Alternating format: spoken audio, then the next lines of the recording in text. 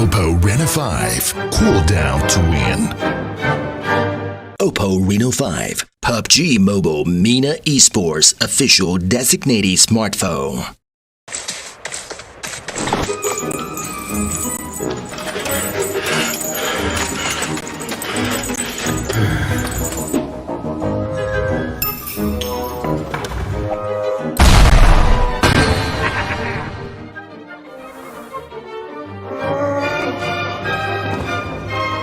Oppo Reno 5. Hold it to win.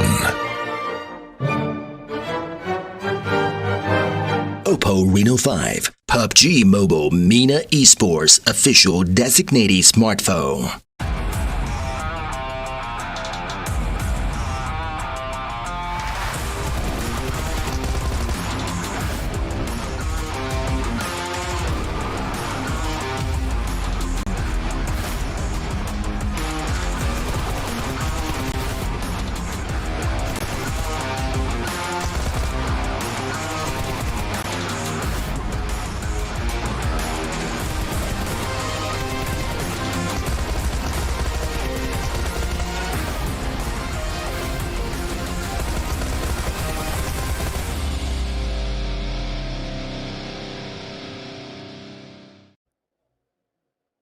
And hello, ladies and gentlemen, and welcome back here to the second day of the PUBG Mobile Club Open for the African region for the full split of 2021. It's an absolute pleasure to have you all back once again for another set of 4 games coming your way, as always. I was not here yesterday, but I am here today, ready for the action. My name is Maxman, going to be one of your casters for today. And as always, we're going to be joined by one of the amazing casters on our side. It's going to be DK. How are you doing, mate? Feels good to be able to work with you again.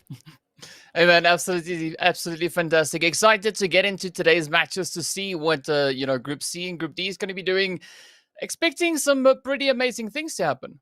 Yeah, I mean, we're going to be able to have a little bit of a closer look to some of the teams, but we also got to take a closer look to Nemo TV, the official media partner and PUBG Mobile Pro League in 2021. Thank you very much to them for making all of this year's tournaments actually possible in the first place. And also don't forget that you need to be born to win, and welcome to the exciting... actually, no, that's the wrong one there. But don't forget, it's going to be brought to you by Oppo, and get your gamer mode on with a much loved Reno 5G series. But there we go. With that said, we're now going to be taking a closer look into the format to see exactly how things are working out. If you're not too familiar with the PMCO, the PMPL, how all that good stuff actually happens, here is how things go down. You start off the group stage with 32 teams from per region, 6 days of competition and 4 matches per day, which will go right into the finals where only the 16 best teams of Africa will make it to that stage. And not gonna lie, seeing how the level of competition was going yesterday, DK, we're gonna have some real high amount of competition to make it in that top 16. Yeah, I mean, just already the bar's been set so high coming in with Group A and Group B, and now moving into the second day, Group C and Group D going to be stepping up. I'm hoping that they either match the bar or they potentially even push it a little bit further. So I'm expecting some pretty hot gameplay today. I'm expecting, though, at the end, we're going to have Gamers Unite Nation still in first because they got 69 points is like the perfect number. So don't touch it. Please leave them at the very top. We're going to have to also look at the point system for this event coming into it. If you did not look at day one, what were you doing? I mean, I had a reason because my fiber was not working, but did you have a reason? Hopefully you did. One chicken dinner is going to be rewarding you with 15 points. Second is going to be 12, dwindles down. And then from 13th to 16th, you get the big fat bubble. And of course, DK, the usual rule set of 1 point equal 1 kill. And not gonna lie, some teams have been fragging out big time yesterday, like Blackjack Esports. They were shredding it. Yeah, I mean, they were absolutely shredding it. But then also, looking at the players there from Ghana, they also stepped up and held their own. I mean, finishing on 24 kills for the day. Yeah. Really impressive numbers. We also got to look at Ultima. They also stepped it up 20 kills on that first initial day. So some really high numbers coming right off the bat there. So I'm curious to see, will we have an improvement on that? Teams potentially looking to go past that? Or, what's going to happen? It's going to be exciting here. Of course, prize pool is also going to be pretty important for these teams. That's what they're aiming for, trying to get all those points to get as much buckaroos in their back pocket. Of course, looking over here, we got a grand total of $30,000 to share between the top teams of this event. Of course, first, we'll be taking home 4,000 grand for themselves. I'm not gonna lie, DK, you win yourself 4,000 grand in an event like this. Where do you put it? Do you get yourself a good Reno 5G phone, or do you go elsewhere with it? That would be step one. Step two, maybe get another one, just so you can give it to... I don't have any more battery. Throw it away, get another one. Easy. Yeah, or any of your friends, that would be interested in potentially getting into the competitive scene. What better way of doing it with a phone like the Renault 5? Oh, so you would give the phone away? Would you give it to me? Or would you give it to James Banks? Because I was listening to you guys yesterday. You were having some good old time smack talking me, weren't you? Oh, don't yawn at me, okay? I know what you did. I know what you did, DK. But no, second place is 2,500 and 1,700 US dollars for third place. And still, even if you just making top 5 or top 8, you still get a pretty nice chunk of that prize pool. So you definitely want to make sure that you get as many points as possible in terms of position points or kills, because you never know. One extra kill could make you a little bit richer in the grand scheme of how this game is going to go. But as we said it earlier, we had Group A that was happening yesterday. Now we're going to be having a completely Group A and Group B. Today we're going to have a completely different set of groups. So we're going to have to look exactly how that's going to come on through, because their maps are going to be the same. As we check out the schedule right now, we're going to have ourselves 2 games of Erangel, 1 Sanhok, and 1 Miramar also. But don't be alarmed. No, we're not having Group A and Group B playing again. No. The teams that are going to be a little bit grayed out are the teams that are going to be playing. So that is Group C and Group D. So don't worry. All things are going on as planned. But Group C, Group D, when you're looking into this one, right, DK, and you have a lot of experience, especially in the PUBG Mobile competitive scene in Africa, are there any teams that strike you as like, this is a big contender in those 2 groups? Well, Group C, Group D, definitely going to be looking to see what the players from G3 Tempo are going to be bringing in with their gameplay. We know that they've been able to perform pretty strongly in the previous season. And then, of course, also the team there from KHK. We've seen some great things come in from them. Also, a few names on the list here that are new to, the second season of PMCO Africa. So, I mean, who knows? Maybe we could get completely surprised. Yeah, I'm really hyped to see. I've got a few names that we'll have time to talk into due time and jump into it to see exactly what they can bring to the table and see if they can try and potentially surprise a few of the teams in both Group A and Group B. But with that said, don't forget, we are now born to win. Welcome to the exciting first match here, brought to you by Oppo. Get your gamer mode on with the much-loved Renault 5G series. We'll be heading on over to a very short break, and after that, we'll be ready for our very first game of day 2.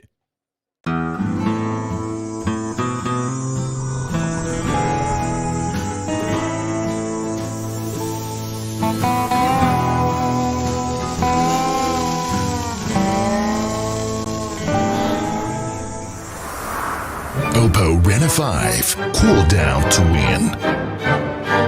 Oppo Reno 5, PUBG Mobile MENA Esports official designated smartphone.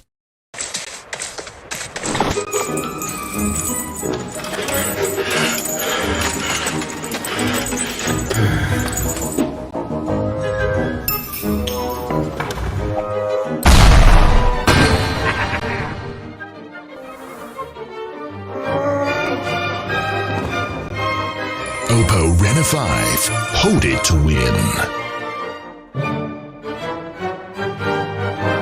Oppo Reno 5, PUBG Mobile MENA Esports official designated smartphone.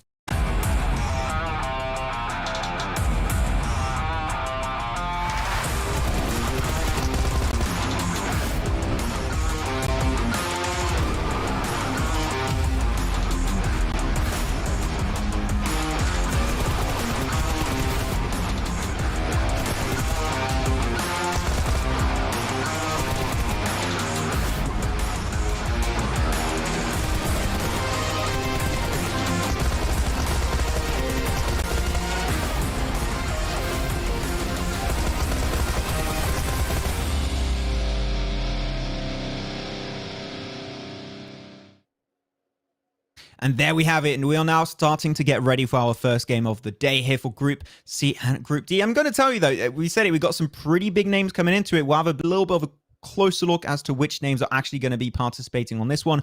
But after yesterday, really, DK, we had some fantastic games. So I'm intrigued to see. And now, actually, I said we're going to have a closer look. That's going to happen right now, having a closer look to the teams once again. Group A, Group B already played 4 games, so they shall relax from now on. But Group C, Group D, right off the bat, one name that really strikes you is like, wow, okay, these guys are actually going to be stepping it up to the next level. Yeah, they're definitely going to be stepping it up. And, we see teams in this Group B and Group C that, D and C, sorry, that we've seen in the previous season. So if we look back to the players there from G3 Tempo, for instance, they finished second in the group stage last season. And then, of course, we got the players there from KHK. They also stepped up quite a bit. They finished in 6th place, and 7 Sins, Arts of Killing. over in Group C. They took third place in last season for the group stage. So definitely some expectations coming in, looking to see whether or not the team's going to bring back that consistency and, just where they're going to try and pick up the bar that has been said yesterday, because Group A and Group B, they started the whole group stage off with an absolutely banger of a day. So some pretty high expectations coming in, but we know the teams from Group C, Group D, they have that ability to run with the Wolves. They can, take them toe for toe. So I'm curious to see just who's going to be the teams to step up.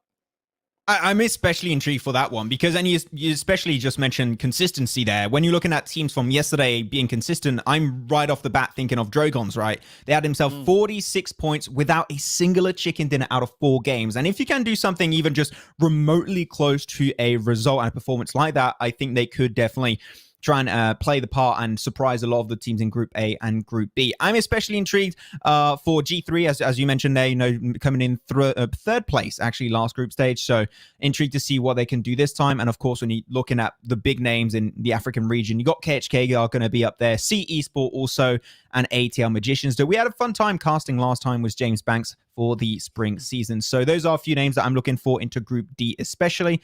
So we'll see, of course, how things are going to be working out this time around. But especially when you're looking at yesterday, right, DK? Because I was looking in the background and I didn't have the chance to really fight back when you guys were talking smack of me. But other than that, when you're looking at yesterday, have you seen a clear improvement in like the African meta? Because you've been looking at African PUBG Mobile esports for the longest time. Are you like, wow, there's been a clear improvement since what we saw yesterday?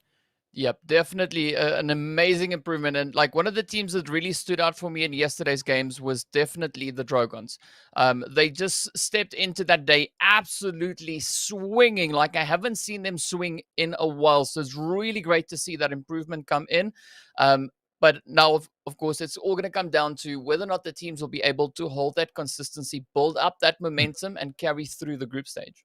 Of course, we're going to be hoping to see them push their way through right into the finals because at the end, do not forget what we're currently aiming for. You got yourself still that $30,000 prize pool, which is still huge for the African, if not mistaken, the biggest prize pool in the African region we've seen in a long, long time.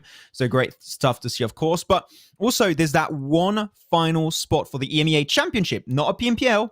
We're talking about EMEA Championship. So you're skipping an entire event this time, and you're just going to go right to the big boys league at the very end. And there's only one team that can go there. Last time around, we did have one team that did not make it back this time around, which I've been very surprised by. That was Slime 4KT. But it just seems to say that when we know that Slime 4KT did not make it, maybe it's not them, not getting as good or evolving. It's just the entire rest of the region getting better and better and really setting the standard for African PUBG Mobile. Yeah, I got to agree. I mean, I don't think it's because they weren't able to get in or something like that. I think it's purely just that the teams have just stepped it up. So they are so hungry to get into PMCO. And I mean, like I pointed out yesterday, we only have 11 teams from the previous season joining us in this one. So that means that we've got 23 other teams. No, wait, the math doesn't work, but quite a few. That's 22, 21 teams that are new. So definitely quite a bit of excitement here. Yeah, of course, when you got so many new names, you don't really know what to expect coming into it. We had a quick little glimpse of it happening yesterday with Group A and Group B, but we're going to start that all over now with our two next groups of Group C and Group D. So I just can't wait to go into it, DK. Of course, we're going to be jumping into Erangel for our very first game here. We're going to have another Erangel later on, one Miramar and one Sanhok to see exactly how these teams can deal in different kind of scenarios and terrain. So we'll see how things are going to be coming on through. And one thing especially that I think is really strong for these teams when you start on the second day, you see how teams played on day one and you can kind of follow the pace and know exactly what you should try to aim for. And I think that is a huge advantage going into it. But also what is a huge advantage is when you're born to win. Welcome to the exciting match brought to you by Oppo. Get your gamer mode on with the much loved Reno 5G series. Let's go here. We're going to be jumping into our first game on Erangel. Are there any teams that you like Erangel, they could potentially pop off here? Or do you say, we're going to go in blind. There's no favorites coming into it? Going in blind completely. I mean, there's so much that could happen here. I'm letting the teams kind of establish that for themselves in this first match. Yeah, that's fair.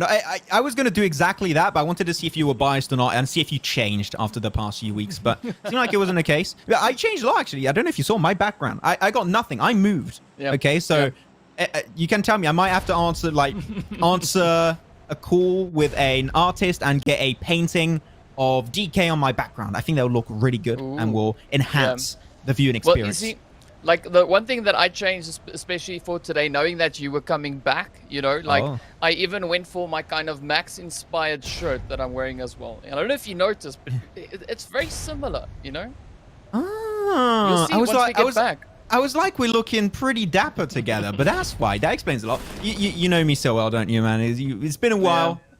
I remember DK when he was just a small baby caster. And look at him now. He's huge. The guy's a phenomenon of his own in his own right. But here we go. The playing path was relatively centralized. Not too much of an issue. Go Slapdag in the middle. But we're going to have a more Eastern Phase 1 circle actually popping up, which we did see some teams play around yesterday, but we're not playing with the same team. So we could expect a completely different early game this time around. Yeah, definitely expecting, a complete difference to what we had yesterday.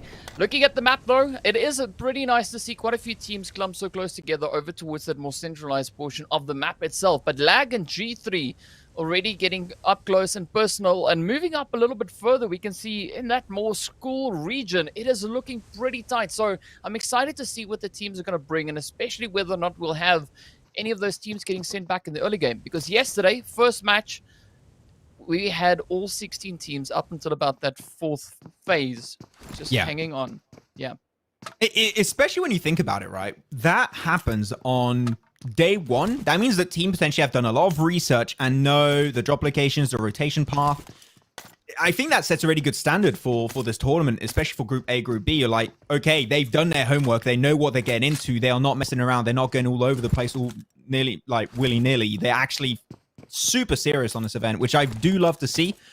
And hopefully that is not going to be changing for Group A and Group B. But that means also Group C, Group D, if they do have a few early clashes happening, it doesn't mean that it's bad. Just means that they still got a little bit more research to get done. So we'll see. As Northern Georgia is pretty populated this time, Expert's already going to be there, but could get close to another team, even though there's a lot of space. So it won't happen that easily unless you really want to take the fight. Yeah, and this is where the teams need to try and, see that, work on their prioritization. Wow, difficult English today. As we haven't really seen them compete against it. I mean, there's quite a few names of teams here that I have not particularly seen too often. So curious to see what the teams are going to bring in. I mean, this is kind of like that training wheel round, just trying to get the hang of it, trying to see where you are. And I expect that then as we move into the second, third, and fourth match for the teams to just bring it full on. I think that personally, when you're looking at how this event works out and you've got these 4 different groups of teams, 8 teams each, and they're going to be mixing up after day 3, I'm thinking these are days, day 1, day 2, that are great for doing your research. You're potentially, I don't know, if you're, for example, Group C, before going into tomorrow, your second day of play, you actually do research and watch the VODs of when Group A will actually play. And so I think that is great because it allows you to do so much more intricate research beforehand. And if teams can do it, it could definitely set them a long shot ahead of the rest of the team. So hopefully that's what we're going to be seeing. As now we're going to be into apartments near school. Era crew already looking to set themselves up. GMB, unfortunately, a little bit more scattered. There's only one player currently available. And Spy has nowhere to really go. So he's just going to stay prone and hopefully have no one push him. But he's not looking too comfortable right now. It is a bit of a tricky spot to be in. I mean, I'm not quite sure what he's going to try and do with this position. And it's a very split up approach actually coming in there from them. I mean, Era Crew, one of the teams we also saw in the previous PMCO season, looking to see what they're going to bring to the table. Because last time we had them, they were able to acquire 90 points in total in the group stage, finishing up in that 15th slot, making their way into finals. So definitely they have the potential.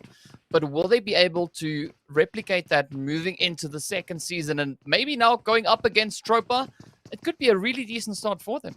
It could go and help them out pretty well. I mean, making it to the finals of the first season is already huge, but Ghost is going to be the one pushing up. Spy trying to just move out with a UZ, trying to get himself that one-on-one, but he just gets completely overwhelmed. And that's a good push, great synergy, great on-point communication. That is what we want to see, not getting one by one. We did see happen quite a bit yesterday, DK, actually. I mean, it's always healthy to get those 1v1 trades just to get them in and try and nickel the herd a little bit. But now, a little bit further up on towards that northeastern side, sorry, we have the players from KHK starting to move into position. They've heard the shots come through now from Era Crew over in towards school. And I mean, KHK, they have a little bit of that reputation. They finished in 6th. Last group stage, took the 10th place overall. So definitely they're going to be looking to improve that. So I'm curious to see if they're going to come out of this one just swinging, or if they're going to take a little bit more of a calculated approach going into the group stages. Well, when you're talking about KHK, and I think that Banks would agree if we're both talking about this, knowing that we covered the team before, they might start off with a bang, but if they did like last PMCO, they'll just struggle afterwards. It was so weird because they were one of the favorites coming into last PMCO. I don't know if that's still the case, if they're still a favorite, but they started off so well, and we were like, okay, this is a big caliber team. They're going to qualify easy peasy, but after that, they just fell off so hard, and I was really surprised. So KHK, I'm not only hoping to see them start off with a bang, I'm hoping to see them stay consistent. I want them to do just like Dragons. And if they can do that, maybe the EMEA Championship slot could be theirs. Yeah, I mean, now is the time for those surprise performances. Step up, show us what you've got. I mean, you don't have to go full on because they still want to have a little bit of a surprise moving into the later days and the later phases or stages. But still, I mean, this is PMCO. You got to step up. You got to prove why you are here. And so far, day 1, we saw pretty amazing plays, and I'm expecting to see very similar kind of approach coming in day 2. Yeah, of course, that's what we're going to be hoping for coming into this. Though Team IQ, looking at the current position of this team on the map, got himself a nice 4-man spread towards Stolber/Kameshki. So I think that's overall a really good idea for them to go for. It doesn't hurt them too heavily, knowing that they got a more eastern phase 1 circle, so they can easily enter by going around the eastern coastline. I'm liking this. I think that teams are very respectful of each another. KHK were maybe thinking of going towards apartment, but they instead went for the position as relatively central on the circle, a little bit of a high ground, surrounded by roads, so pretty hard to breach. Yeah, I'm enjoying this. Very slow, just like yesterday for Group A, Group B. You did have that 1 kill or 2 here and there, but other than that, no squad wipes, and that's making me have hope. And I'm thinking, yes, this region has improved very heavily, and I'm just can't wait to see how not only the Erangel games are going to go, but also the Miramar, the Sanhoks. I think Sanhok 2 is going to be a good showcase to see how they deal with pressure. Yeah, I mean, pressure is definitely going to be interesting to see. And speaking about that, we see the players from C Esports actually now closing in on KHK, just up ahead. KHK holding on to that hill already, starting with the engagement, sending them straight on across. So a nice potential angle here. I'm liking this play coming in from C, just utilizing the compound that they find themselves in, but also KHK, a healthy approach, using the ridgeline, not exposing them too much. But they got to be careful because they do have the players there from RH also moving in right behind them. This is just such a strong compound that CE Sport decided to take. I don't know if this is a compound they have a lot of experience with, but if they are, I've seen so many top tier teams win games here. I'm talking BTR, I'm talking Team Secret winning games there. You do not want to mess with a team that's in that compound, especially if the circle shifts their way. And talking about shifting, we'll see if it's going to go somewhat in their vicinity. They are indeed going to be into the circle, but Yasnaya Fields, that could be a potential finish, and I can tell you that you better be sure to position properly because that could be a very punishing circle if you tend to not know how to play around this terrain. Yeah, and I mean, it's good to see the zone changing things up a little bit. It's a complete different zone shift, and now moving up in towards that open section there, as you pointed out, Yasnaya Mansion, Prison, Shelter. Well, these teams are in for quite a bit of a fight. G3 also now making their way up closer towards that shelter region. And as we move on through, we can see the players here from MGC, the Magicians, just holding onto their own little slice of pie there over on towards farm. But they still need to get their butts back up into zone. Yeah, they're going to do that. They're going to move their butts right now, as you say, DK, moving their way. They've got multiple vehicles already that they snatched up earlier, so they're going to be looking good. But TMB already taking himself a little bit of a fight in the more southern side of the circle, so we'll see how that one's going to come on through into the kill feed. Hopefully no one actually goes out this early. That'll be very unfortunate. Okay, around shelter position. It's going to be a little bit intertwined, a little bit all over the place, but seem like they're going to be separating away from each other, so that shouldn't really go the entire way. Team Lag, of course, trying their best to not having to take that fight, losing one player. TMB actually did lose himself one player earlier that was Spice, and now it's only Killer and Borgex, so they are trying to avoid the fight like the plague. They do not want to be involved in the skirmish. And I mean, being in shelter does provide you with quite a few potential angles to move through, not only the shelter itself, but also when you come back up onto the surface. I mean, Yeah. you can duck down one hole, come out the other, and completely catch someone off guard. And now, with the addition of the players here from Seven Sins starting to move into the compound down below, I'm curious to see how Lag is going to try and work this position. Seven Sins, Art of Killing. Makes me think of Assassination Classroom. I don't know why. And Seven Deadly Sins. I don't know. Have you watched more anime while I was gone? No, while I was not here. Have you? If Pokemon counts as anime, then yes. It does. It surprisingly does. I thought about it. I was like, maybe a few years ago, I was like, actually, Pokemon is an anime. You're a weeb if you know what Pikachu is. So technically, my mum is a weeb. She knows Pikachu. Yeah. It's never too late to start. You know, it's never too late to start. And I'm curious to see though. I mean, what anime reference are you going to be using next? Because we hear them pop up every time and time again. You're not ready. You're not ready. Okay. This is the first game. I'm going to take it chill. I want people to feel like I am a professional. And then they'll understand, oh, I was heavily mistaken. This guy is not this guy is not a serious one. He's gonna mess around with some anime references, but I gotta take it slow, okay? We're gonna ease into it. You're fine. KHK though, haven't moved too much. As you said it earlier, DK got himself a really strong ridge line. Don't have to move. The thing is, that's a position of which is pretty hard to breach. So they're just gonna make sure that they keep information on the north, east, west, and south, which is why they're a little bit spread, making sure they keep the information flowing in their direction. And other than that, the circle is about to shift once again into phase 3. There's a lot of teams actually up northeast. And if he goes over there, that'll be good for them. But that means there won't be a lot of compounds to go. So there could be a relatively unfortunate circle shift for a lot of the teams involved. Yeah, I'm also just curious to see what the side there of the Immortals are going to bring. They've shown a great bit of potential as well in, you know, some of the events that I've seen them participate in. So definitely looking to see the team step up, and they find themselves already within the zone. So I'm looking to see that rotation kind of stop right there where Wally and them are right now. As you can see, that is the situation. And it's going to be interesting now, especially on this eastern front, with quite a few teams positioned in and around that mansion region, looking to push back up into zone. Immortals, they got to be ready for this fight.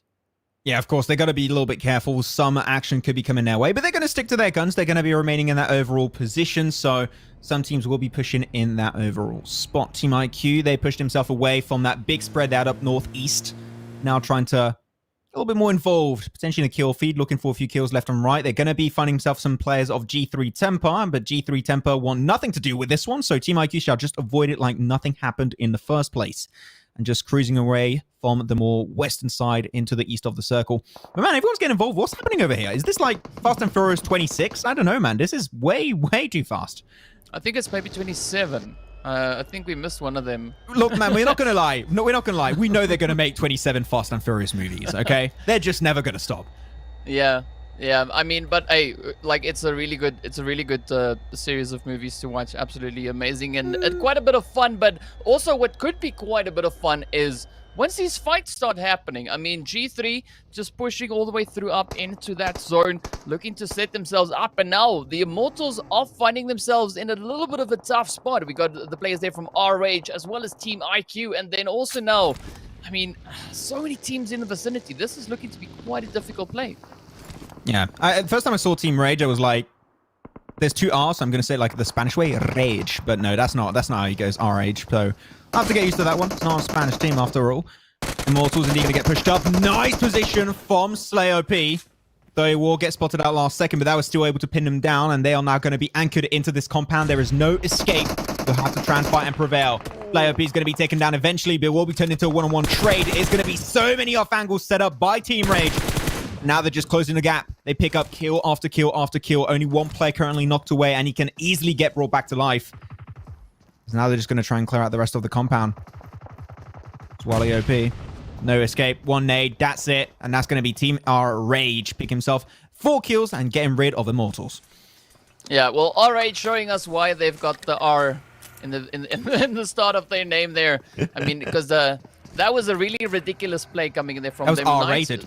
Yeah. Yes, it was indeed. I mean, a good show of aggression, but a beautiful way to clean up the compound. Just using those angles, moving in, and being very swift at it. Yeah, it was just really clean. I loved especially how they sent Slay OP on a off angle down south, and then they had another player. Not sure which one it was, but over on the more hill side of the east. I think they just made sure that they cannot escape on that fight and go for sneaky off angles around the buildings. You're just making sure they have to remain into the building, and then that's when utility strikes even harder. Though this circle does strike relatively hard for a lot of the teams over to the east, but for Era, they're just absolutely vibing. Same for C Esports. Their compound is strong. And as I said earlier, DK, that is a compound that Legends have won time and time and time again. So I would think teams would tend to try and avoid that compound as much as possible because it's not easy to approach. Hey, who knows? Maybe we could have some Legends in the making coming into this match. But now we're going to have to wait and see because I mean we have to wait for that blue zone. Only a few seconds remain, and I like that transition from 4th to 5th phase. But also speaking about liking stuff, we see a few engagements finding their way through in that kill feed. And I'm curious to see now what is going to be happening right here. KHK trying to hold up, Lag moving in, Berserk now just trying to stay down, stay out of line of sight. But his teammate Fantasy already positioned further up into the zone. It's going to be a really tough play, and I'm not quite sure why the split has come in. Oh, but down he goes though. KHK just so on point with these grenades. Yeah, Berserk got destroyed as easily as the anime series Berserk got destroyed when they pushed their way from 2D to 3D. There you go, so that's why you don't do that one. Berserk will be picked away. Second kill over to KHK Esports, and they're looking to claim as many as possible. But that's great, especially DK for KHK, because now that they cleared the only big team that was with them down in the south, now they only have to focus for themselves at least to move into the circle. And that typically should be going right through C or maybe trying to wrap around the more eastern edge. But now teams are trying to enter the circle. They need to have a very obvious decision they're going to commit to. Yeah, I agree with you on that one. And it's interesting to see. Oh, nice. Oh, the spray's coming in. Darkness now just lighting up Godzilla in the distance there. I mean, two of the Legends fighting against each other. Darkness and Godzilla, the names I'm referring to, not... But let's see now, up comes the players here from Fainted, trying to get into the compound. Zero just getting absolutely obliterated. Now it is up to Leonidas to try and make this work. I'm looking for that Spartan kick, maybe down the staircase, but a pretty good push so far. But will Fainted be able to hold on? Leonidas getting challenged as the rush comes in. C Esports right here alongside him, and down he goes. Oh, I'm surprised Leonidas didn't try and push that one with the weapon with the most ammo, which in that scenario was the M4, and I thought that would have been a better weapon of choice to go for, but unfortunately didn't quite go his way. So surprised actually that Fainted tried to push it the way they did. They did not have what it seemed like any synergy, at least. They were just pushing different buildings, not at the same time. It was all over the place, and because of that, they used 4 players and only pick up 1 kills in the making. So hopefully little bit better synergy and the setups when we're going to go and see some better compound breaches from them in the future. Circle about shift into phase 5. Now the compounds that are going to be held down are going to be the point of contestment, and if you have a compound, you need to make sure you zone teams away, which is exactly what the teams of RH are currently doing. Oh, here we go. Ultima Force also going to be looking to push in, moving up right there alongside the team of KHK. And so far, KHK just hugging the edge of that zone, but they do have a beautiful high ground angle on towards them. Stan now getting ahead as the shots find their way through. And of course, Z4 set on in. Phantom comes up with a beautiful shot, sends it straight on in. But will they be able to push and continue with this momentum? So really starting to build it up nicely, but now it is up to Phantom, Overdose, and Zyphan to try and make this one work. I am genuinely surprised that Ultima Force would decide to try and contest this position, and especially where the circle's going now, you would want to escape. You can't show your back anymore over to KHK, otherwise you're pretty much done so. So you have to commit in some way, shape, or form. Right now, the utility is to allow them to heal up from their wounds and hopefully get the reses back up. But what a spray! How do you know he's there, JFBot? How do you know he was right there? Picks himself up the kill, tries to transition into a second knock. Phantom MX is trying his best to survive as long as possible, but I just can't see it happen right now. This should be the undoing of this team as they're just getting absolutely mowed down by KHK. Absolutely phenomenal play coming in there. Oh, down they go. Beautiful closure coming in there from KHK. 6 kills on board. I mean, no surprise to see where they ended up last season. It's some really phenomenal plays coming in from them once again. But another team we're looking to see what they'll bring is the side here of G3. Flacco Buren just holding up on the outside of the wall. C Sports looking to make it quite difficult for them. But C Sports, they need to get back into zone. Meanwhile, KHK rotating up right behind them. The grenades, no. Oh, come on, G3. The 310 burst setting 2 players down here. One will get picked away, and there's just nothing he can do. I would just leave that one, go into the circle, try and survive. It's a battle of the survival of the fittest. So you do not want to get involved any further with CE Sports. And that's what he shall do. Gonna gun his way right into the circle. Will he be able to survive? We'll have to wait and see. Of course, CE Sport now maybe took a little bit too long here, DK, to move away, because now all the teams are going to put their attention onto CE Sport if they move away. Maybe they should have pulled the trigger a little bit sooner. Yeah, I agree with you on that one, and now it's going to make it so hard for them to try and reposition back up in towards the zone, but now they're taking aim over towards the place here from Sevenson, Arts of Killing. So, KHK up ahead, it is going to be a pretty tough push to pull off, and the Magicians also now suffering a few casualties, as we can see their heads finding their way on in. Era Crew, just a little bit further, they have a decent position, just barely inside of the zone, but will they be able to get it done, though? Legacy gets taken right on down, and KHK now looking pretty golden in the zone. Yeah, only 9 teams now, and you know there's not enough space, there's not enough compounds, there's actually almost none to play with right now, except one in the valley down below. So it is going to be a really hard one for these teams to really deal with. Though, the road still have some teams to try and cross on over. Eric Career, as you said, they're going to be still on that more western side, having to cross on over. One nade. Manfilas, do it for me. That is a given nade. If you cook it properly, that will be huge. Onto Chapo, onto Ash, puts him down. Spectre tries to push it, but Manfilas is just too damn good. And that's a triple kill coming his way. Wow, Manfila's absolutely on fire. Beast mode engaged. The lone surviving player for 7 cents, but off comes Impulse. Sends it on through. Claims the lives of 7 Sins, and down they go. Now, 7 teams remain ready to fight it out, but the zone is shifted all the way over to the northeast once again. Look at Liquid Diamonds, though. They need to regroup. They had a great 2-2 spread. It was risky, but it worked out. Now you have a 2-2 split currently inside the circle. Regroup on that position and make sure no teams on the west can enter that position. If they can breach it, you've done something wrong. Team like Liquid Diamonds literally have the best opportunity to get an insane amount of kills coming their way.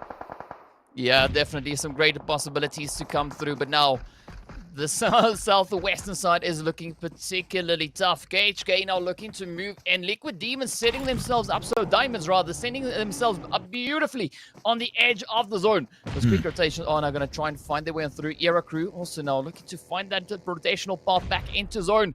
But up ahead we do see Yatu Valala just holding strong, the last remaining hopeful for the players there from Esports. But now Team IQ getting up close and personal, trying to hold on to this western side of the zone.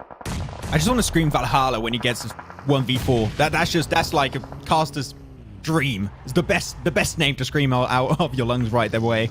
Their Team IQ, great. They had some really good spreads. I think they're definitely one of the teams that look strong in terms of rotation in these Group C and Group D skirmishes. But now Liquid Diamonds, they started to regroup. Still one player missing, and they're not going to be able to make that breach too easy because they're still lacking mana power. With the play still in the compound down below, they've got to try and take a little bit more action. CE Sport will get eliminated, as they did tend to delay a little bit of that rotation away from the more western edge, but Team IQ will finally be taking a casualty as Enzo gets knocked away, and I believe will get confirmed by that molly set up by Venom. Liquid Diamonds really just continuing with their efforts, just keep on rolling. They look so aggressive, but so tidy up on towards that more central position. But KHK now making their dash back up in towards the zone. Down goes Lag Fantasy. 4 teams remain, and now this is down to the wire. The players here from Team IQ looking to hold on. They are now reduced down to only 3 remaining players, but the Liquid Diamonds right up ahead of them. It is still going to be a pretty tough play for them. And Team RH are just chilling like me yesterday when I was looking at you and Banks cast. I was just having a good time doing nothing, and they've been doing very little except for that early breach in the game. So we'll see if that's going to be serving its sentence at the very end. KHK eking their way closer and closer to Team IQ as the smoke wall is going to be dissipating, so the information is now going to be given over a lot easier to both Liquid Diamonds and also KHK. Ice is going to be having to force his way, makes over to a rock, but Team IQ want nothing to do with it. They are hyper passive right now. They're just looking to hold on to this position within zone. Meanwhile, we do see the players here from the Liquid Diamonds. They're trying to find those angles. They are getting pushed slight, but now the zone shifts right up in favor of them. So I'm curious to see whether or not they'll be able to dominate this. KHK also having a little bit of a challenge here. They can't really find an easy route into the zone. We're not expecting it to be easy though. But man, huge. This is looking so tough. It's crazy. Sends up some phenomenal grenades. Now, KHK, they're going to try and hold on, but up comes the rush. Crazy. It's taken right on down. Come on, one more down they go. Liquid Diamonds eliminate KHK.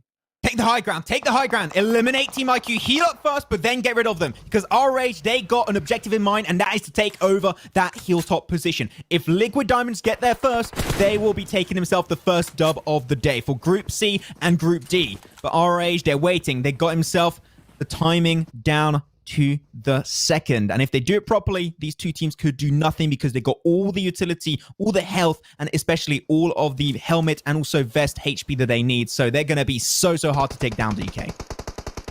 It is going to be an absolute fight to the finish. I mean, looking at it, we still have 11 players remaining. So that is 4 players apart for 2 of the teams. And then, of course, the players coming in there from, I believe it is the Liquid Demons. No, sorry, it's Team IQ. Only on 3. But still a really strong position we see in favor of Team IQ. I'm surprised that they haven't really tried to leverage it just yet. It seems like they're waiting to see where RH and the players there from the Liquid Diamonds are going to try and come into this final zone. See, this final zone was going to be ending up for phase 8. But regardless, it won't change too much unless it's a hard shift towards RH. I like this on Makina, trying to go a little bit wider. Be careful there. I would prefer 2-2 split currently. The mollies are still available for Liquid, and they're going to be sending everything forward. Liquid Diamonds will be making a one-on-one trade so far. Capcan will be taken on down, and they are now struggling as RH are going to get more and more involved in the kill feed, trying to third party on this fight and get a huge opportunity to seize away this win. Liquid Diamonds now 2 players still up. We'll try and get the rest back onto Venom, but RH, they are just waiting in the wings, weathering the storm and waiting for the opportune time to strike. Absolutely big brain play coming in there from them. Banda now trying relentlessly to find the possible angle to get that race going. But up comes the Liquid Diamonds, getting straight down to business, looking to find the spray, but a quick response from Banda. Wow, this is the opportunity now for RH to come rushing in, close it up, take that winner chicken dinner. But, of course, a little bit of a hesitant approach. Out comes the grenades, looking to maybe blaze their way on through. Already quite a bit of damage getting put right on in. Capcan just quickly retreating off the edge. But here we go, pressure is on. Who's going to be the team to close it? Come on. He got himself the rise. Okay, back to the 3-man, but unfortunately, he just can't heal up in time. You're just going to be 1 bullet away from death. 2 players down. Only Panda's left remaining. And RR Rage absolutely obliterate the competition in this finishing moment here for game 1. And will be taking himself a huge amount of points on just the very first game. And it was very clear from the very start, DK. Their game plan was, we're in circle, we wait, they fight, we third party, we win. And that plan worked out flawlessly for them. I mean, that was absolutely beautiful to witness. And I mean, I got to say, though, this whole lobby, this first whole match was absolutely fantastic. Way more proactive in comparison to what we had yesterday. So far, I mean, the days are just getting better and better as we progress on through.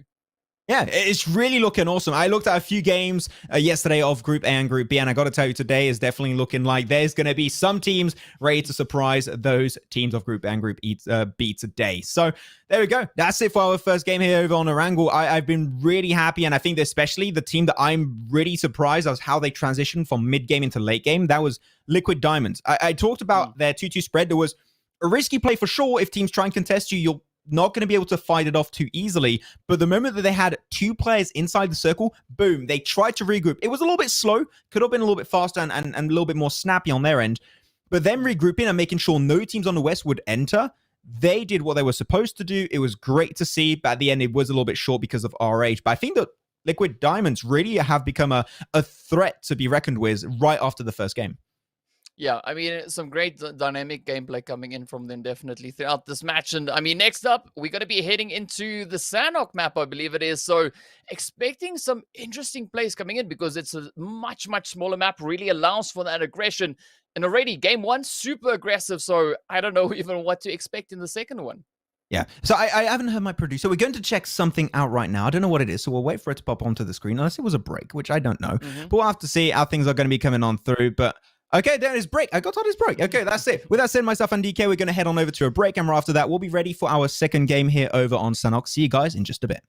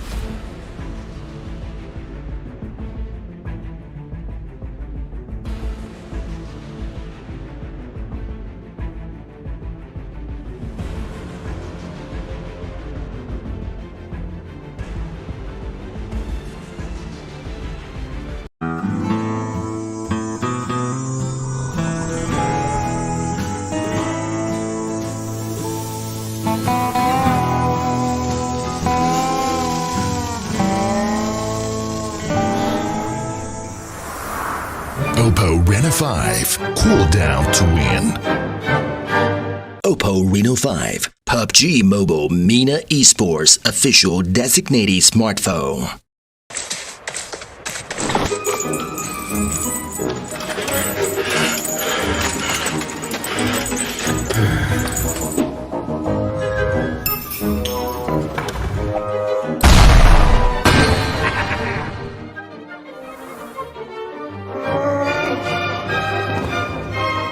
Oppo Rena 5. Hold it to win.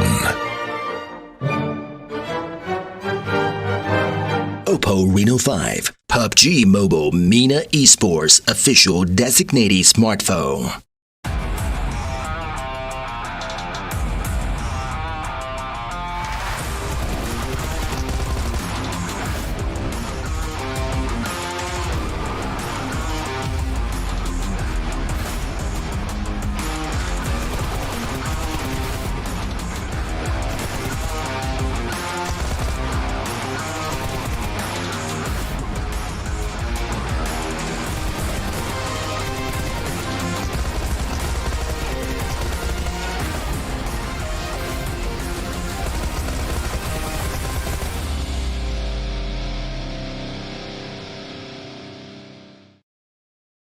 Boom! We are back and we're moving into our second match of the day. DK has swapped out for a little bit, but don't worry, he'll be back in just a few moments. I am back with my good old buddy Max, who makes me feel very old when I have to go on these broadcasts with it.